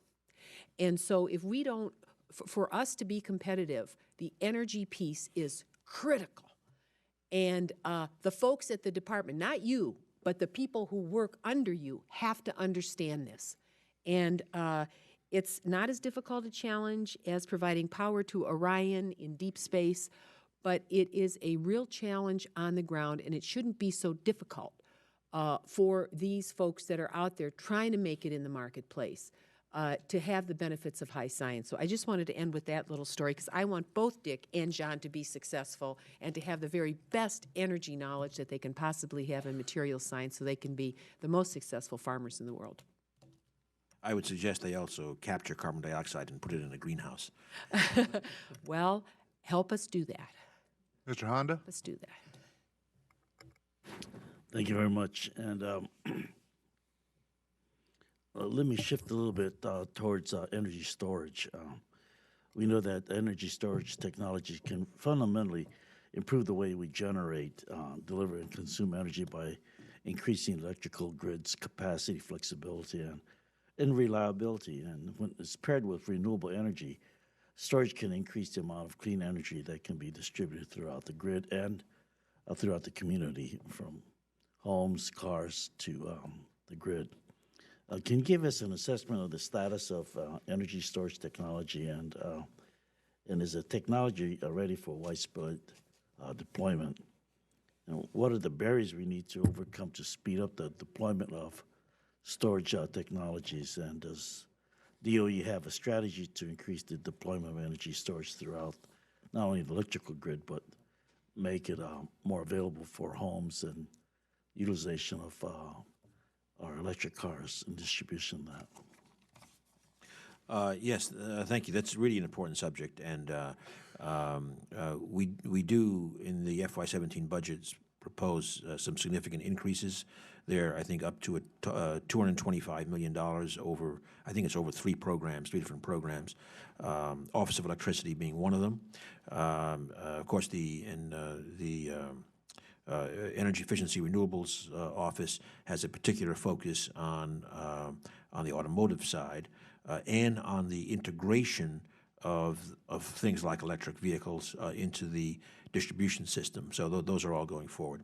The role of storage in the grid is certainly extremely important. As you know, in California, there's a an initiative, in fact, requiring storage to be included. I must say that one of the things, which is not a technology issue, is we probably do not yet have developed the kind of regulatory structures to properly value storage in the grid in terms of what it actually does for the whole system. It's obvious in terms of intermittent renewables, but there are other things in terms of grid stability, frequency stability, et cetera. So we are focusing on that. I think there's been a tremendous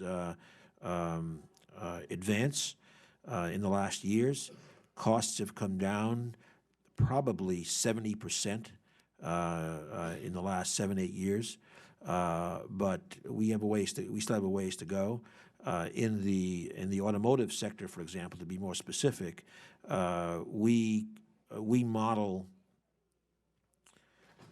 large-scale battery production based upon current technology as, let's say, around $250 per kilowatt hour of storage.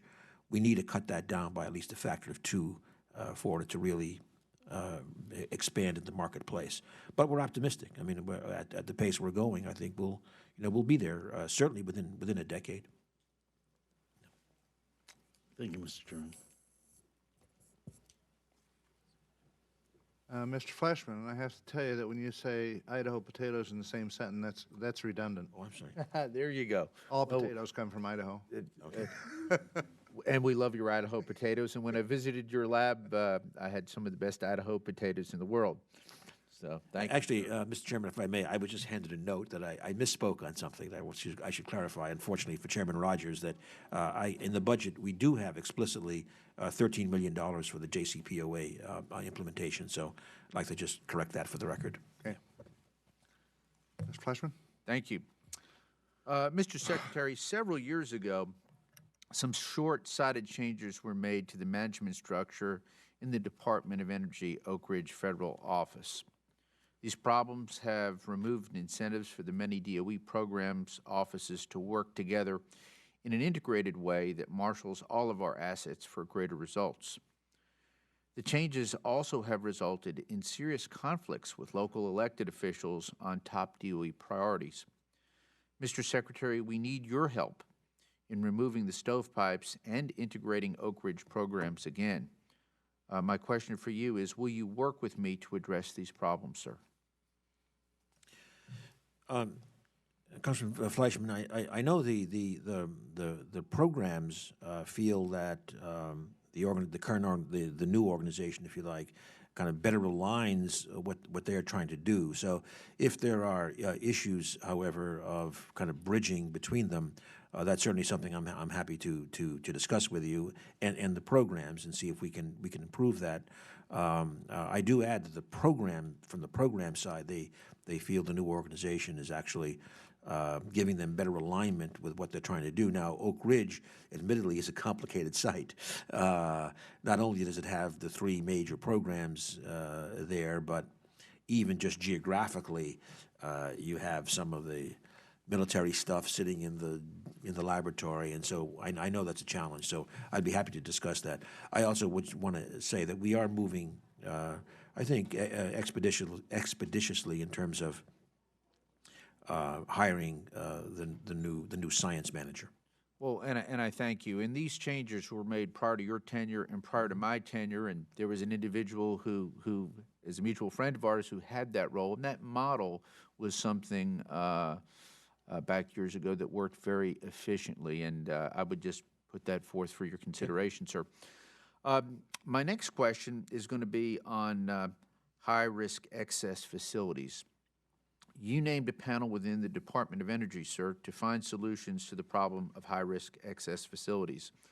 What were the panel's findings, and what is your plan and timeline for reducing the risks and taking down these buildings, sir? Get more money. Yes, sir. Yeah. So, we have used our laboratory operations board that I formed in 2013 in looking at what I would call are really systemic problems. The three areas I would just note that are kind of, in some sense, I view as connected. One is that for the last two budgets, we have insisted on a principle, although calling it a principle, maybe elevating it too much, but a principle that the programs shall not put forward budgets that further increase deferred maintenance. You know, it's the old theory of holes, and stop digging, and you know, you just got to stop at some point. So the last two budgets, including this one, respect that principle. Secondly, there was a major, really the first, as far as I know, systematic study of kind of what I would call the general infrastructure needs at our laboratories and sites. And I'm happy to say that, you know, it's a big bucket, but we are putting drops into it, and this budget again has a significant increase in addressing the general infrastructure issues.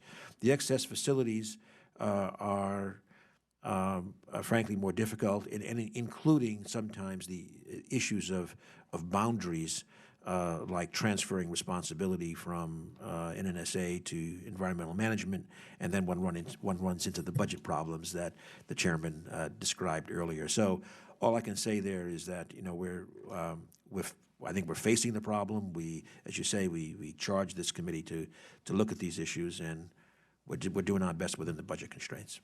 I know, and at Oak Ridge, that's certainly an issue to be concerned about. Thank you, sir. Yes, it is.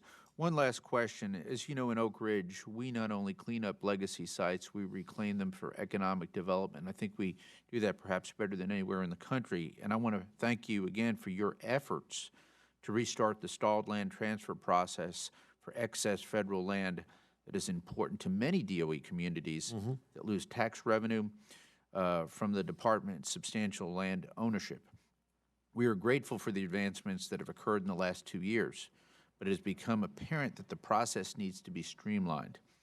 The current system allows unlimited time with too few constraints on the many decision makers involved in the process. Mr. Secretary, would you consider authorizing a closer look at the process to find ways to streamline and shorten this process, sir? I'd be happy to have that looked at. Streamlining is a good thing, so we'll do that.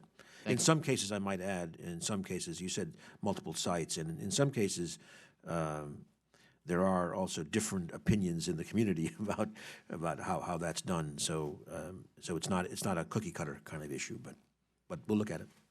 Thank you, sir. I yield back. Thank you, Mr. Chairman. Mr. Secretary, I will probably return to the non-proliferation question this afternoon with General Klotz and get his perspective on whether or not the current construct is needing to be rethought, where we are in terms of a long-term assessment, but also probably, I'll mention that your interest in some additional meeting within the coming weeks or months. Let's do that. Okay, actually. excellent. Thank you. Regarding MOCs, we're stuck. It's too expensive to complete. There's really three variables, that being the main one, too expensive to complete. There's a fairness issue to South Carolina. And then third, what do you do with this fuel if we don't move forward? Again, rethinking the whole construct, you talked about a mission innovation agreement and clean energy, R&D there. Has there been any thought to, again, and it has broader implications, I think, with the IAEA, the entire international community, and the entire fuel cycle and waste disposal problem and blend down problems, of creating some type of new international architecture of a shared agreement in which we are participating with other countries in this rather than trying to carry this load by ourselves? Well, first of all, at a general level, I think as you know, at the very end of March, the president will host here the Nuclear Security Summit. Thank you, and that is of course a global discussion about non-proliferation. architectures. With regard to plutonium disposition specifically, there certainly has not been any discussion of the type that you've suggested. Of course, fundamentally, it comes down to Russia and the United States as having the large amounts to dispose of, and we should also note that. At least my understanding is that Russia is not exactly either burning up the plutonium at this stage either. It's a tough, expensive proposition, as we have found. The blend down option in New Mexico and storage in New Mexico is a reasoned alternative from your perspective. Yes. Well, first of all, I do want to emphasize that for the 34 tons plus, by the way, the additional 6 tons that I mentioned at Savannah River, which are not intended to be MOXed, we're not saying that necessarily all of that goes to New Mexico. We have said that 13 tons on top of the 5 that are already there can certainly be accommodated at WIP, and the 6 tons are already scheduled to go to WIP. Of course, WIP has to get reopened, and that's going to be another 5 years before they are in, let's say roughly 5 years until they are in full operation.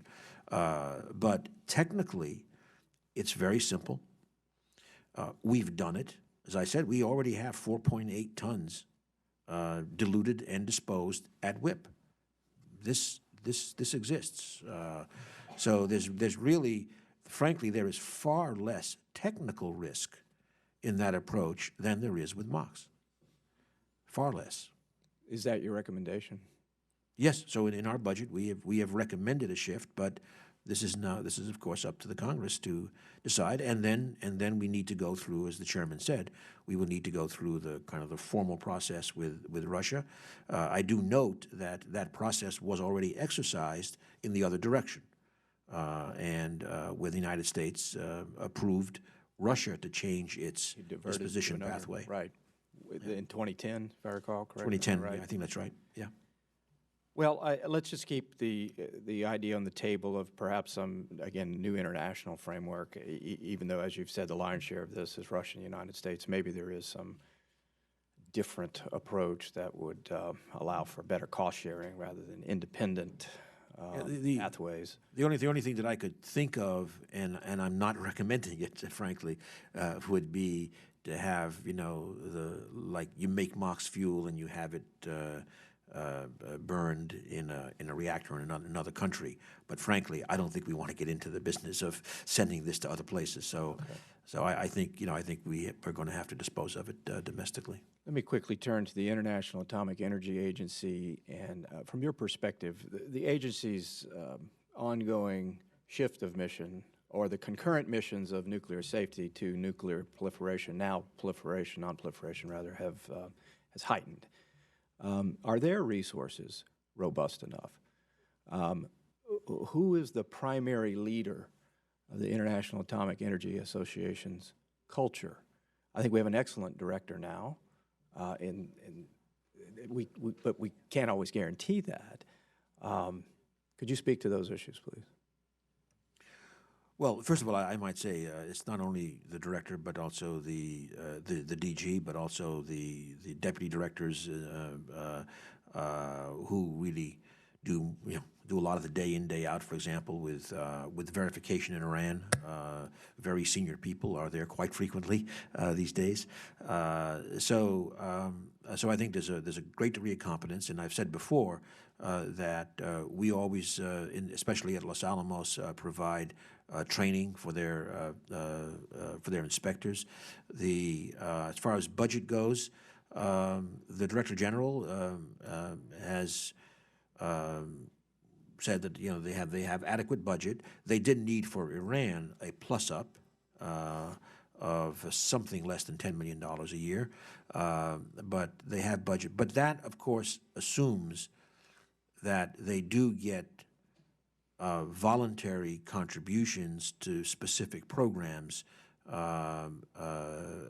beyond their normal kind of dues, if you like. So, for example, there's a significant program in terms of use of nuclear energy for all kinds of alternative applications in society, that depends critically upon getting, voluntary additional contributions.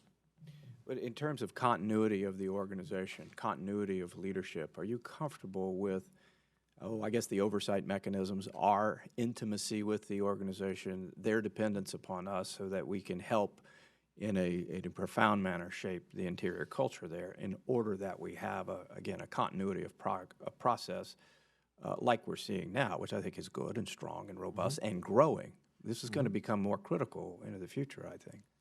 I think that the issue of continuity, well, first of all, I think the United States, I certainly think that we have a very, very good relationship with the leadership at IAEA. And again, I don't mean just the Director General, but going down more of the organization. Certainly our lab people are there very, very frequently working on specific issues at the staff level.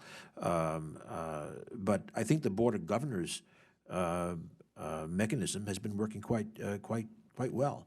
Obviously, we are a major player in that, but in general, I think it's working well. Certainly, in all of this Iran business, the Board of Governors was always quite helpful. I would say. Yeah. Thank you, Mr. Chairman. Just to clarify your statement,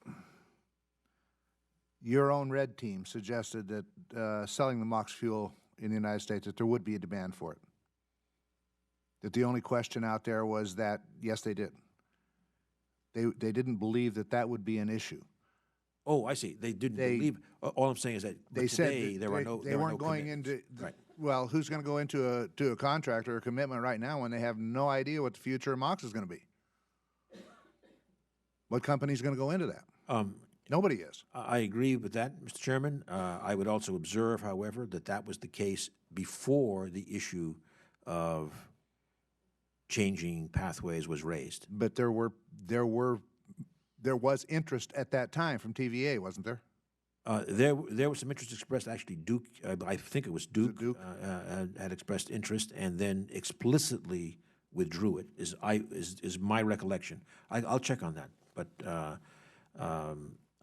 it does require because to use it, of course, requires a relicensing from the NRC. But what I'm suggesting is that your own red team kind of is not as certain that it would have to be sold internationally because nobody has an interest in it. Please, I want to make no.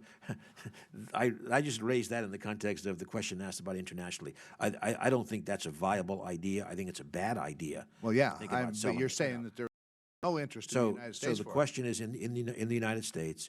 What I said, this was before any discussion of changing from MOX. There did not seem to be a high degree of enthusiasm. Did your own red team suggest that there wouldn't be an issue with trying to sell it? That there would probably be demand for it? That wouldn't be an issue? I would say on neither side. They neither said that it couldn't be sold, nor did they kind of endorse the idea that it could easily be sold. I got to tell you, so they refused to kind of participate in that question. Well, it's as you've said. It's hard to know. I mean, this would be now. What we're saying is we could be talking 2040 before the first fuel is available. So it's a long way off. You know, I got to tell you, in all honesty, this is what makes it so hard for us. Mm-hmm. Is to hear from legitimate sources two stories that are totally opposite. And I'm not a nuclear engineer. I'm a dentist. And here I am trying to solve some problems moving forward politically when I'm hearing different stories from both sides, from legitimate people that I respect on both sides. And it's like everybody's looking at it from their perspective, and that's it. Anything this side brings up must be just bull. And the same on the other side. Mm-hmm. And so consequently, I'm sitting here going, okay, what do we do? We move forward so that in 2 or 4 or 6 years, when you and I are having a scotch in the bar, wondering what we did while we were here, the Congress at that time is trying to figure out how do they move forward. Well, again, we believe that the dilute and dispose is a much more straightforward, technically certainly a much more straightforward path and a much faster one. Probably cheaper. Huh? Probably cheaper. And a lot cheaper. But there are questions out there. And while everybody says, you know, oh, the Russians will go along with this, you know, I hope you have a lot more confidence in the Russians agreeing with us than I do. I have not made that statement that they will go along with it. Of course, I just said that they're disposed to they're open to it. We've had very good discussions. They're open to the discussion, but we have not launched the process in a formal way. So a lot of times in a discussion with my wife on something that we disagree, she's open to the discussion. It's how much it's going to cost me, and vice versa. You know, don't mean to say that. I'm in trouble now. I'm not going home this weekend. I will refrain from commenting on that. Mr. Secretary, at the United Nations Climate Change Conference over the summer, the President announced Mission Innovation, a multi-year plan to double clean energy research over the next 5 years. After analyzing how this is proposed to occur, I was disappointed that Mission Innovation favors EERE account when compared to other energy technologies. When comparing funding classified as mission innovation with last year's enacted level, fossil energy remains relatively flat, nuclear energy gets a 7% cut, domestic fusion gets a 9% cut, and EERE gets a 49% increase. The math doesn't seem to add up. This isn't an all-of-the-above initiative. This is another attempt of the department to increase EER accounts, and I like EERE. This is not being critical of EERE, but not at the expense of other basic science and applied energy research. If the goal is to double clean energy research and development, why don't all mission innovation funding accounts receive proportional increases? Well, obviously, the different accounts were looked at in different ways, but I'd emphasize, so if you take fossil energy, and note, by the way, that, again, it's not only the fossil energy R&D account that we should be talking about. There's also, roughly $5 billion of tax credits talked about for CCS. So there are other elements. There are elements of fossil in ARPA-E. There are elements of fossil in science. So it's a much broader picture. Within the FE account, a major shift was done, I would say, towards more innovation for new technologies, because, frankly, we kind of took decisions in terms of the large-scale demonstration projects. As you know, there's a big shift of funds there. With some projects, there were some projects going along great, either operating or close to it. The Air Products project has been operating for 3 years. They've got 3 megatons, roughly, of CO2 underground for EOR. The ADM ethanol project will be starting up, I think, in a month time scale. The Petronova coal plant, post-combustion plant, that'll be starting up in end of the year kind of time scale. So there are some, but there are others that just didn't close for whatever reason. HECA and FutureGen, Summit did not get its funding.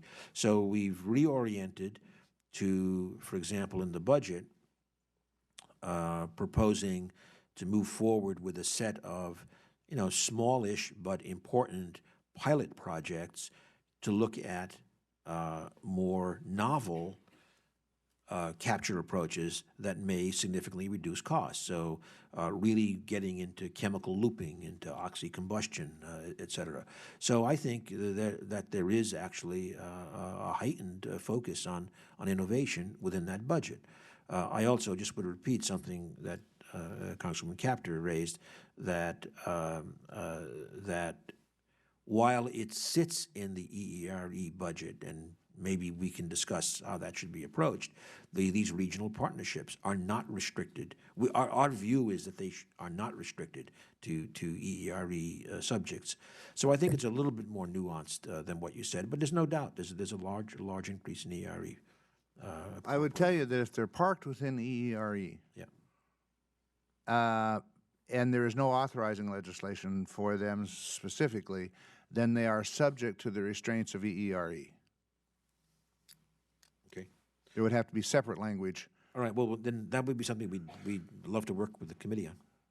Yeah. The current innovation initiative in the private sector called Breakthrough Energy Coalition is being spearheaded by Bill Gates that you've mentioned to advance the public research pipeline and commercialization of these energy research investments. The department and the national labs have been trying to improve technology transfer issues for years. We've talked about it on this committee as long as I've been on this committee. How is this a different effort? And the department has many programs that seek to usher in technology development through the difficult process toward commercialization. How will the Breakthrough Energy Coalition efforts complement the department's current commercialization efforts in the Loan Programs Office and ARPA-E? So how's this, are we just adding a new program on top of, or are we going to add a new program on top of things that already exist within the Department of Energy that we've been trying to do that aren't working well? If so, why aren't we transferring out of those into something new? Well, I think there are two different issues here, Mr. Chairman. The first, we already discussed a little bit earlier some of the new approaches with the Office of Technology Transitions and the Technology Commercialization Fund, which again is something that Congress asked for over 10 years ago. That we're moving now. The Breakthrough Energy Coalition, I really want to emphasize. Of course, it is not governmental in any sense. It is clearly private investors, in fact, from 10 countries, and they are certainly not looking just to look at technologies coming out of the laboratories. I mean, for example, the ARPA-E track record, I think, is exceptional. They have 36 companies that have spun out already. Those are not typically, I mean, some may be, but they're not typically out of the labs. They are awards that went to universities, to small companies, et cetera. And the issue is that we are going to have to up the game, and part of the Energy Investment Center that we did in the OTT is about enhancing the transparency and the ability of external investors to see into what we are doing at the labs, for the labs specifically. And I want to emphasize, it's not only the Breakthrough Energy Coalition investors. I mean, you know, we're not kind of, you know, giving them a proprietary right to this. I think they're going to be very active in this. That's kind of the idea. There may be some joint technology road mapping exercises, but our job is to increase the transparency to the entire investment community to be able to come in and you know, see what's most promising and move it out. Okay. Let's talk about the Lab Commission results for just a minute.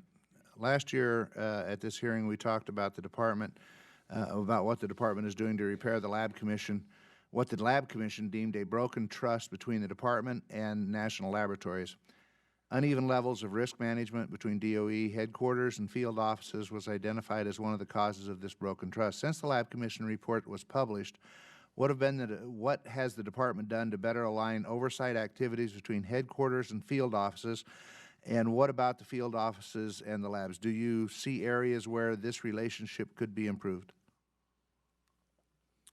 Well, certainly, and of course, one of the things that we did do was submit, I think it was just last week, to the Congress a very detailed response to the Cornell Commission, I think is the one you're referring to, just as we had earlier for the Augustine Meese Commission for the NNSA. I think we are well on our way to addressing many of the issues. There are a couple of areas where we've met with the chairs of the commission and we don't fully agree with the recommendation, but by and large what we do. I would also note, and come back to your question specifically, I also note that in my cover letter for the report, I think I laid out something of what the vision is for the national labs and the department relationship. But I also noted that I think since the end of the Cold War, there's no doubt that a transactional approach has kind of grown in my view, too much relative to a more kind of strategic partnership. And I think, as you know, since I've come to this office, I've been working on that pretty hard, and I think we made some real progress. We're not there, and also there are issues of something raised earlier in effect about transitions occur, and then we see what goes on, and that's certainly an issue that the lab directors are very focused on. How do we institutionalize things that have worked and improved issues? Now, I think the issue with the field offices or the site offices, I think there has been some streamlining there, and certainly in terms of the reporting relationships. When all is said and done, depends on the people, to be honest. The people in the program office, the people in the field, and how they operate how they work with the lab or the site. I mean, I think we have streamlined. We've taken areas, security, for example, some years back, also in the counterintelligence, which is obviously especially important for the weapons labs. Very different reporting relationships. The NNSA has done a reorganization internally to give a clearer shot, if you like, straight to the senior levels of NNSA for the labs. So I think we're working it, and I think it's improving, but The Commission recommended that DOE conduct better oversight of the indirect cost pools at its national laboratories. That is, overhead costs of operating charged proportionally across the board to all programs, in contrast to direct program costs that are directly appropriated by Congress for a particular purpose, such as funding for a certain kind of energy research or a construction project. These costs are significant and can constitute over 50% of the estimated cost of a particular program in many cases. Do you agree that with the Commission's findings that the DOE programs should be tracking the indirect overhead costs of the labs, and is DOE taking any action at all to establish better accountability of these costs? First of all, of course, we do track the indirect costs, and we had a long discussion, I might say, with the Cornell co-chairs about this. This is one area where we're trying to work through how we respond to that recommendation. The problem is that, in contrast to universities, at universities there is kind of a pretty common indirect cost structure. And of course, largely it's because there's a common auditor for any place that has federal funding. Almost all universities have one auditor coming out of HHS, and there are, from OMB rules, because of the federal funding there are specific caps in terms of part of the indirect cost pool, et cetera. Now you come to our laboratories in the M&O contract structure. And the indirect cost structures at different laboratories is quite different. They do not have the same structure, and it's not that one is better than the other. They're just different ways of assigning costs directly or indirectly. They're all audited, right? But there's no kind of like one magic number that we can say for all the laboratories. So we are interested, absolutely interested in transparency. I think, as the Commission did, we need to at least break out our evaluations for different groups of laboratories. Like the defense labs are different from the science labs, are different from the energy labs. Even in the science labs, the multi-purpose science labs like Oak Ridge, very, very different from a Jefferson laboratory, single-purpose laboratory. So we probably need like 4 different buckets, and we need to find then some way of comparing true costs that go into an indirect cost idea pool, and bring those together and be able to present those to the Congress and to others. But it's not quite as simple. That's one of the areas where we said explicitly, look, we can't just take that as it is. In addition, there are proprietary, because these are contracts, often with a private sector company who is using its own corporate systems in terms of the accounting structures in the laboratory. So it's an issue. Okay. Yeah. The Laboratory Commission also recommended that DOE change its accounting rules for the program, further providing LDRD program relief from overhead costs that are charged to other R&D programs at the labs. Do you agree with the recommendation to unburden the LDRD program from paying laboratory overhead costs? I think the question is, I think usually it's phrased as, the recommendation, I think, effectively was like a 6% cap unburdened, or maybe an 8% cap burdened.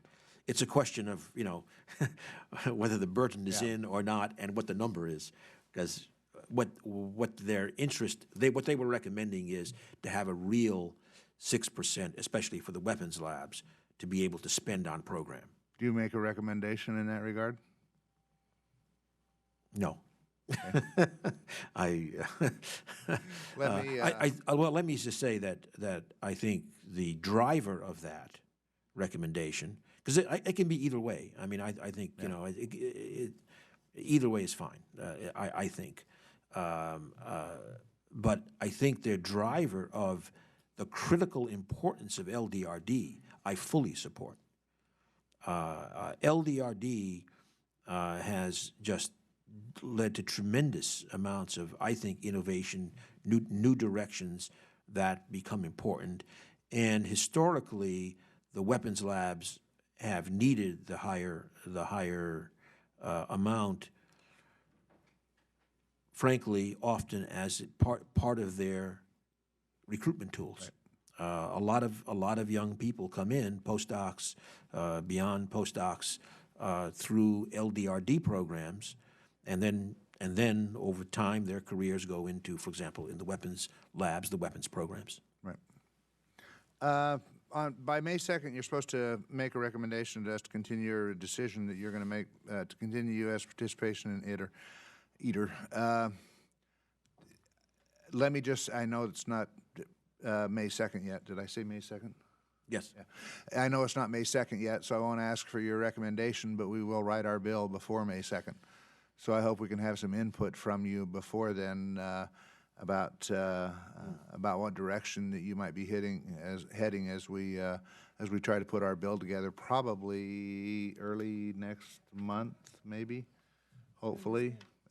Sooner better, because we want to get this bill done. We'd actually like to have you have an appropriation bill by October 1st.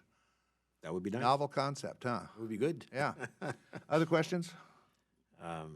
Well, on that, by the way, Mr. Chairman, okay, we'll stay in touch. I just don't know to what extent we will have sufficient information in that early April timeframe, but we'll at least touch base on it. Okay. Ms. Kaptur? Thank you, Mr. Chairman.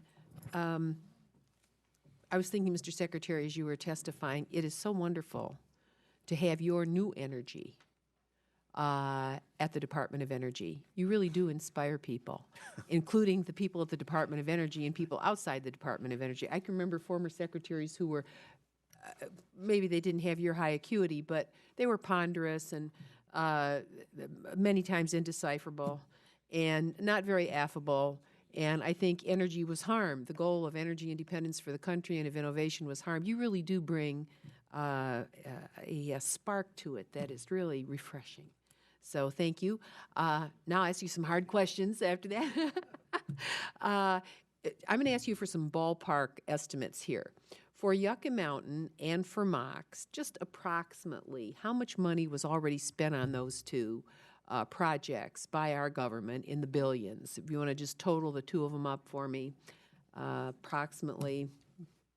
Well, okay, MOX, I think, has been approximately $5 billion. Okay. On Yucca, I'd have to really look, but I'm guessing, anybody know, 12-ish maybe? You know? Something like that. I'd have to look, get back to you for the record on Okay, that. so between 15 and 20 billion. Well, there remains something. Again, I don't have the numbers at hand, but I think there remains something like 25 billion in the waste fund. But I think in terms of expenditures, again, I'll get back, but it's certainly less than that. Okay, that's a lot of money. And let me ask you, on a scale of 1 to 100, for Yucca Mountain, if you had to lay odds at a betting table that would ever materialize, would you want to take a guess on a scale of 1 to 100? Would you put your chip on any number? No, but I would say that we continue to say we think it's unworkable because of obviously there's very, very strong resistance in the state, and that goes back to the need for a consent-based process. And I might say that, of course, in this FY17 request, we have asked for an increase in the nuclear waste arena precisely to get the consent-based process moved to the next stage. And what about MOX? Would you put any chip down on any number from 1 to 100, 100 being, yes, it's going to happen, no, it isn't? Well, no, I'm not going to put a number in, but just to say again that we believe that for MOX to work, we've got to have appropriations on the order of $1 billion a year for the whole program for a lot of decades. And certainly in our current budgeting environment, it's by demonstration not feasible, and that's why we went to the dilute and dispose, which is much less expensive, much faster, raises the issues the chairman has raised. I mean, you know, that's a fact. I raise this issue just because to raise consciousness within the department about the process that we follow and the amount of dollars that have been expended. I've never served on a committee where Yes. anything like this has ever happened. Now let me turn to Portsmouth for a second. And looking toward the future, could you clarify what your budget request actually does, both in the discretionary and mandatory funding relative to Portsmouth? What's the goal for Portsmouth? Well, the goal is for Portsmouth and Paducah and finishing Oak Ridge as well. The goal is to go through the D&D and be able to, you know, have those sites used in a different way. Now, with the proposed budget, we would, if anything, increase somewhat the D&D at Portsmouth, in particular by also moving forward with the disposal cell that we need in addition to the actual D&D work. Now, as discussed earlier, and the chairman noted, we have proposed that $674 million be used out of the authorized mandatory USEC fund, which, again, I repeat, is one of 3 funds of relevance to this that are already in the Treasury, if you like, totaling almost $5 billion. Now, we recognize there is a challenge there. We did offer an offset for that. It's not one that is universally applauded, but the reality is when the fee was stopped some years back, that was at a time when the actual dimensions of the cost of cleanup were not known. And now we think we've got like $22 billion to go for the UED&D. And you know, now we know that, and the original principle was that the users of the service ultimately paid for the cleanup as well. So anyway, we are putting that forward. I mean, if there are other offsets, fine. But again, that would be about $0.25 charge. But clearly, if, as the chairman suggested, there for some reason that were not to be done, then that's a big hole that has to be filled somehow. No? Well, I wanted to comment there, not knowing, if you were to try to explain to the people who live in the places, in the counties, the highest unemployment counties in Ohio, what the future of that site is, how simply could one explain it to them? And then my second question really is, let's say that, everything has a useful life, even human beings. And we have to face the inevitable. If, in fact, the inevitable has to be faced at Portsmouth at some point, and we have people that live there, what thoughts are being given to, I noticed that you have a proposal for another clean energy manufacturing institute. I don't quite understand what's being done at all the other ones, but is there something that can be done that's transformative for the people that are involved there that might be able to be put in place ahead of time? Well, so again, we're using Portsmouth as an example. First of all, there remains a very substantial D&D work, which does take a pretty big workforce, and that'll go on for some time. Now, in terms of alternative, look, with all of our sites, if we can help with generating more forward-looking activities, that's really great, because these are communities we've worked with for a long time.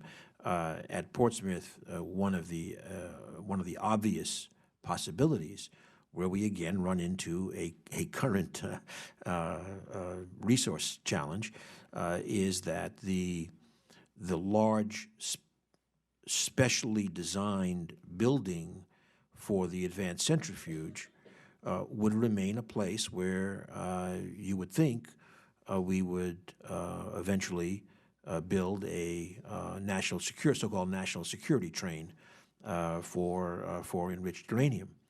But that's, again, we're back. It's a few $1 billion to do that, and so in the meantime, what we do is, and we've even identified additional material, is that we use other unobligated materials to make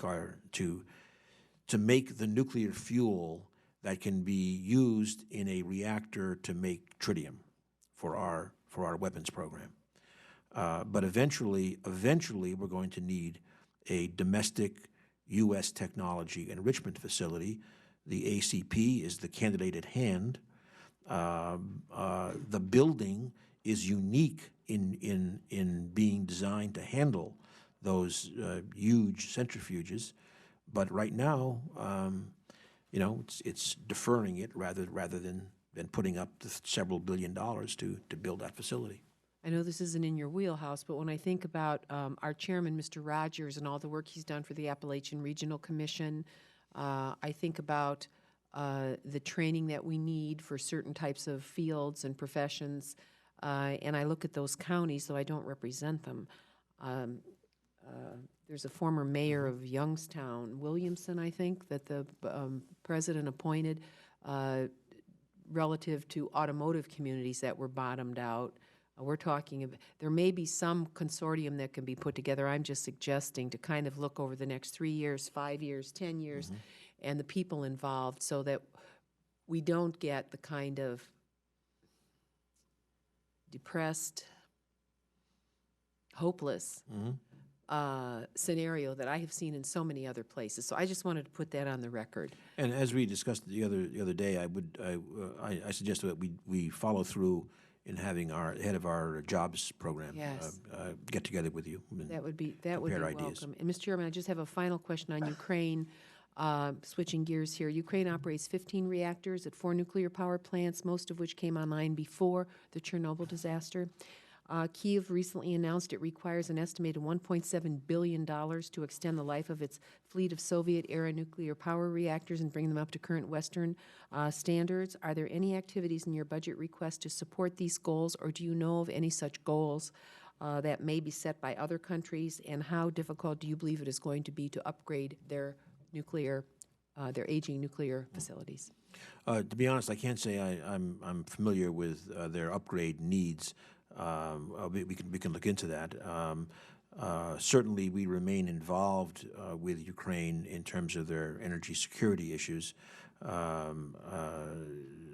helping them devise their plans going forward.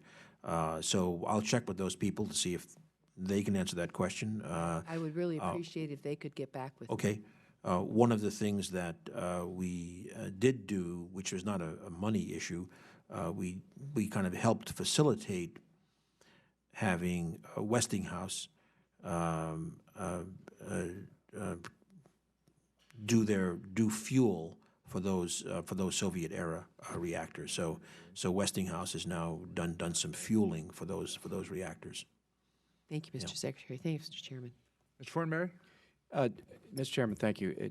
Mr. Secretary, quickly, I know we're running short on time, but just in terms of the vision for distributed energy, you talked about this earlier a bit, but in terms of the real micro scale, the homeowner, if you will, on the horizon, are we, because of increasing efficiency in battery technology and the fall in prices, and I assume the expanding expertise, such as in the installation of solar, are we seeing a rapid move, or do you anticipate a rapid move toward a rethinking of the entire energy infrastructure in the country so that down to the micro level, the homeowner, in effect, becomes an energy farm? Now, earlier this year, I lost an air conditioning unit. There was a mouse in it. I called the technician. He replaced the capacitor. The thing started to smoke. The air conditioner, not the mouse. But what this led me to was a long process by which I installed geothermal in the house. That was made possible, of course, by tax credits, low energy loan program, rebates from the local electric company, and the A heat pump. Geothermal. Geothermal heat pump. Yeah. So glad to do it. The return on that, if you discount the cost of the air conditioner, probably get its payback period is minimally 6 years, maximally 10 years. Now, I have the ability to do that. Again, this is complicated, though, and it takes upfront resources as well. So, but it is, I purposely did it because I wanted to move my own personal home in that direction. What do you see on the horizon in this regard? Frankly, I think very much what you said. I think that storage at various scales, from the grid to the endpoint, to the consumer, I think is going to come faster than people think, and that's pretty transformative. Is that just battery? Yeah, I'm thinking battery. Yes, it could be other things, but battery, and I think one of the huge challenges is we're seeing it with solar and net metering, but a broader issue is that as the technology enables much more of this distributed generation, much more efficiency, much less demand, et cetera, we have there's a very fundamental utility business model of the future. Oh, I've heard about it. I mean, there's legacy costs here that are huge, that are still being carried forward in the future, and that transition is difficult. And you know, and then there'll be distributed generators who are still grid connected. Then there'll be those who will go off the grid, and how do you then allocate the fixed costs for the system? So I think we have interesting technology challenges, but the technology solutions are going to lead to other kinds of challenges, and they are already. We're seeing the beginning of it. I'm going to yield to my colleague, Mr. Fleischman. I think he has one final question. So thank you. Thank you, Mr. All right, Mr. Mr. Chair. Yeah. Okay. Thank you. Mr. Secretary, on an interesting different subject. As you may know, I am a vocal advocate in the fight against cancer. I lost my mother at a very early age. As part of the privilege on being on the Full Appropriations Committee, I also sit on the Labor, Education, Health, and Human Services Subcommittee, which funds NIH. And got to thinking the other day, with the administration's Cancer Moonshot initiative, perhaps a role for the Department of Energy, not exclusive to our great supercomputing research and availability, but inclusive of that. Does the Department of Energy see a role in the fight against cancer and the Moonshot initiative, sir? Yes, indeed. And sorry to hear about your mother, but we think we can make a big push on this cancer initiative, and we think DOE can have a very important role. Let me make a few points, if I may. First of all, that's been recognized in the administration, as I am one of the cabinet members on the vice president's group. Thank you. Okay. Secondly, long before the cancer moonshot, well, not long before, it depends, last June, let's say, Mr. Lowy, the acting director of the National Cancer Institute, came to see us asking for our help. And the driver was principally computation, because cancer is a big data issue. So we, with some of the labs and some of the NIH people, put together at the end of the year, roughly, 3 small pilot programs that address different parts of the cancer issue that we want to go and execute, frankly, as part of our normal business. Let me emphasize, because mission issues always come up. Let me emphasize, radiation biology and cancer has been part of the Department of Energy's work since the Atomic Energy Commission, because of the issues of radiation from nuclear tests, et cetera, and nuclear stuff. The Genome Project, in some sense, evolved from that history, using our special capacities. So in that context, we are putting together a concept that will marry unguided machine learning at very large scale, at petascale, with big data analytics and the modeling and simulation capacity that's always been a distinguishing feature at the labs. And those 3 tools will come together in looking at the cancer issue. What's interesting is our computer guys are excited, because the cancer problem is going to lead to different kinds of questions and architectures in addressing the cancer problem that they think will ultimately help on the weapons program. So it's kind of interesting, but the answer is yes. Thank you. I wish you the best in those endeavors, sir. Thank you. Mr. Chairman, I yield back. Thank you, Mr. Secretary. We appreciate you being here today and taking such an extraordinary amount of time with the committee and answering our questions. We look forward to working with you to meet the challenges we face in this budget so that we can put together a budget that will move the Department of Energy forward. Thank you. Hearing's adjourned.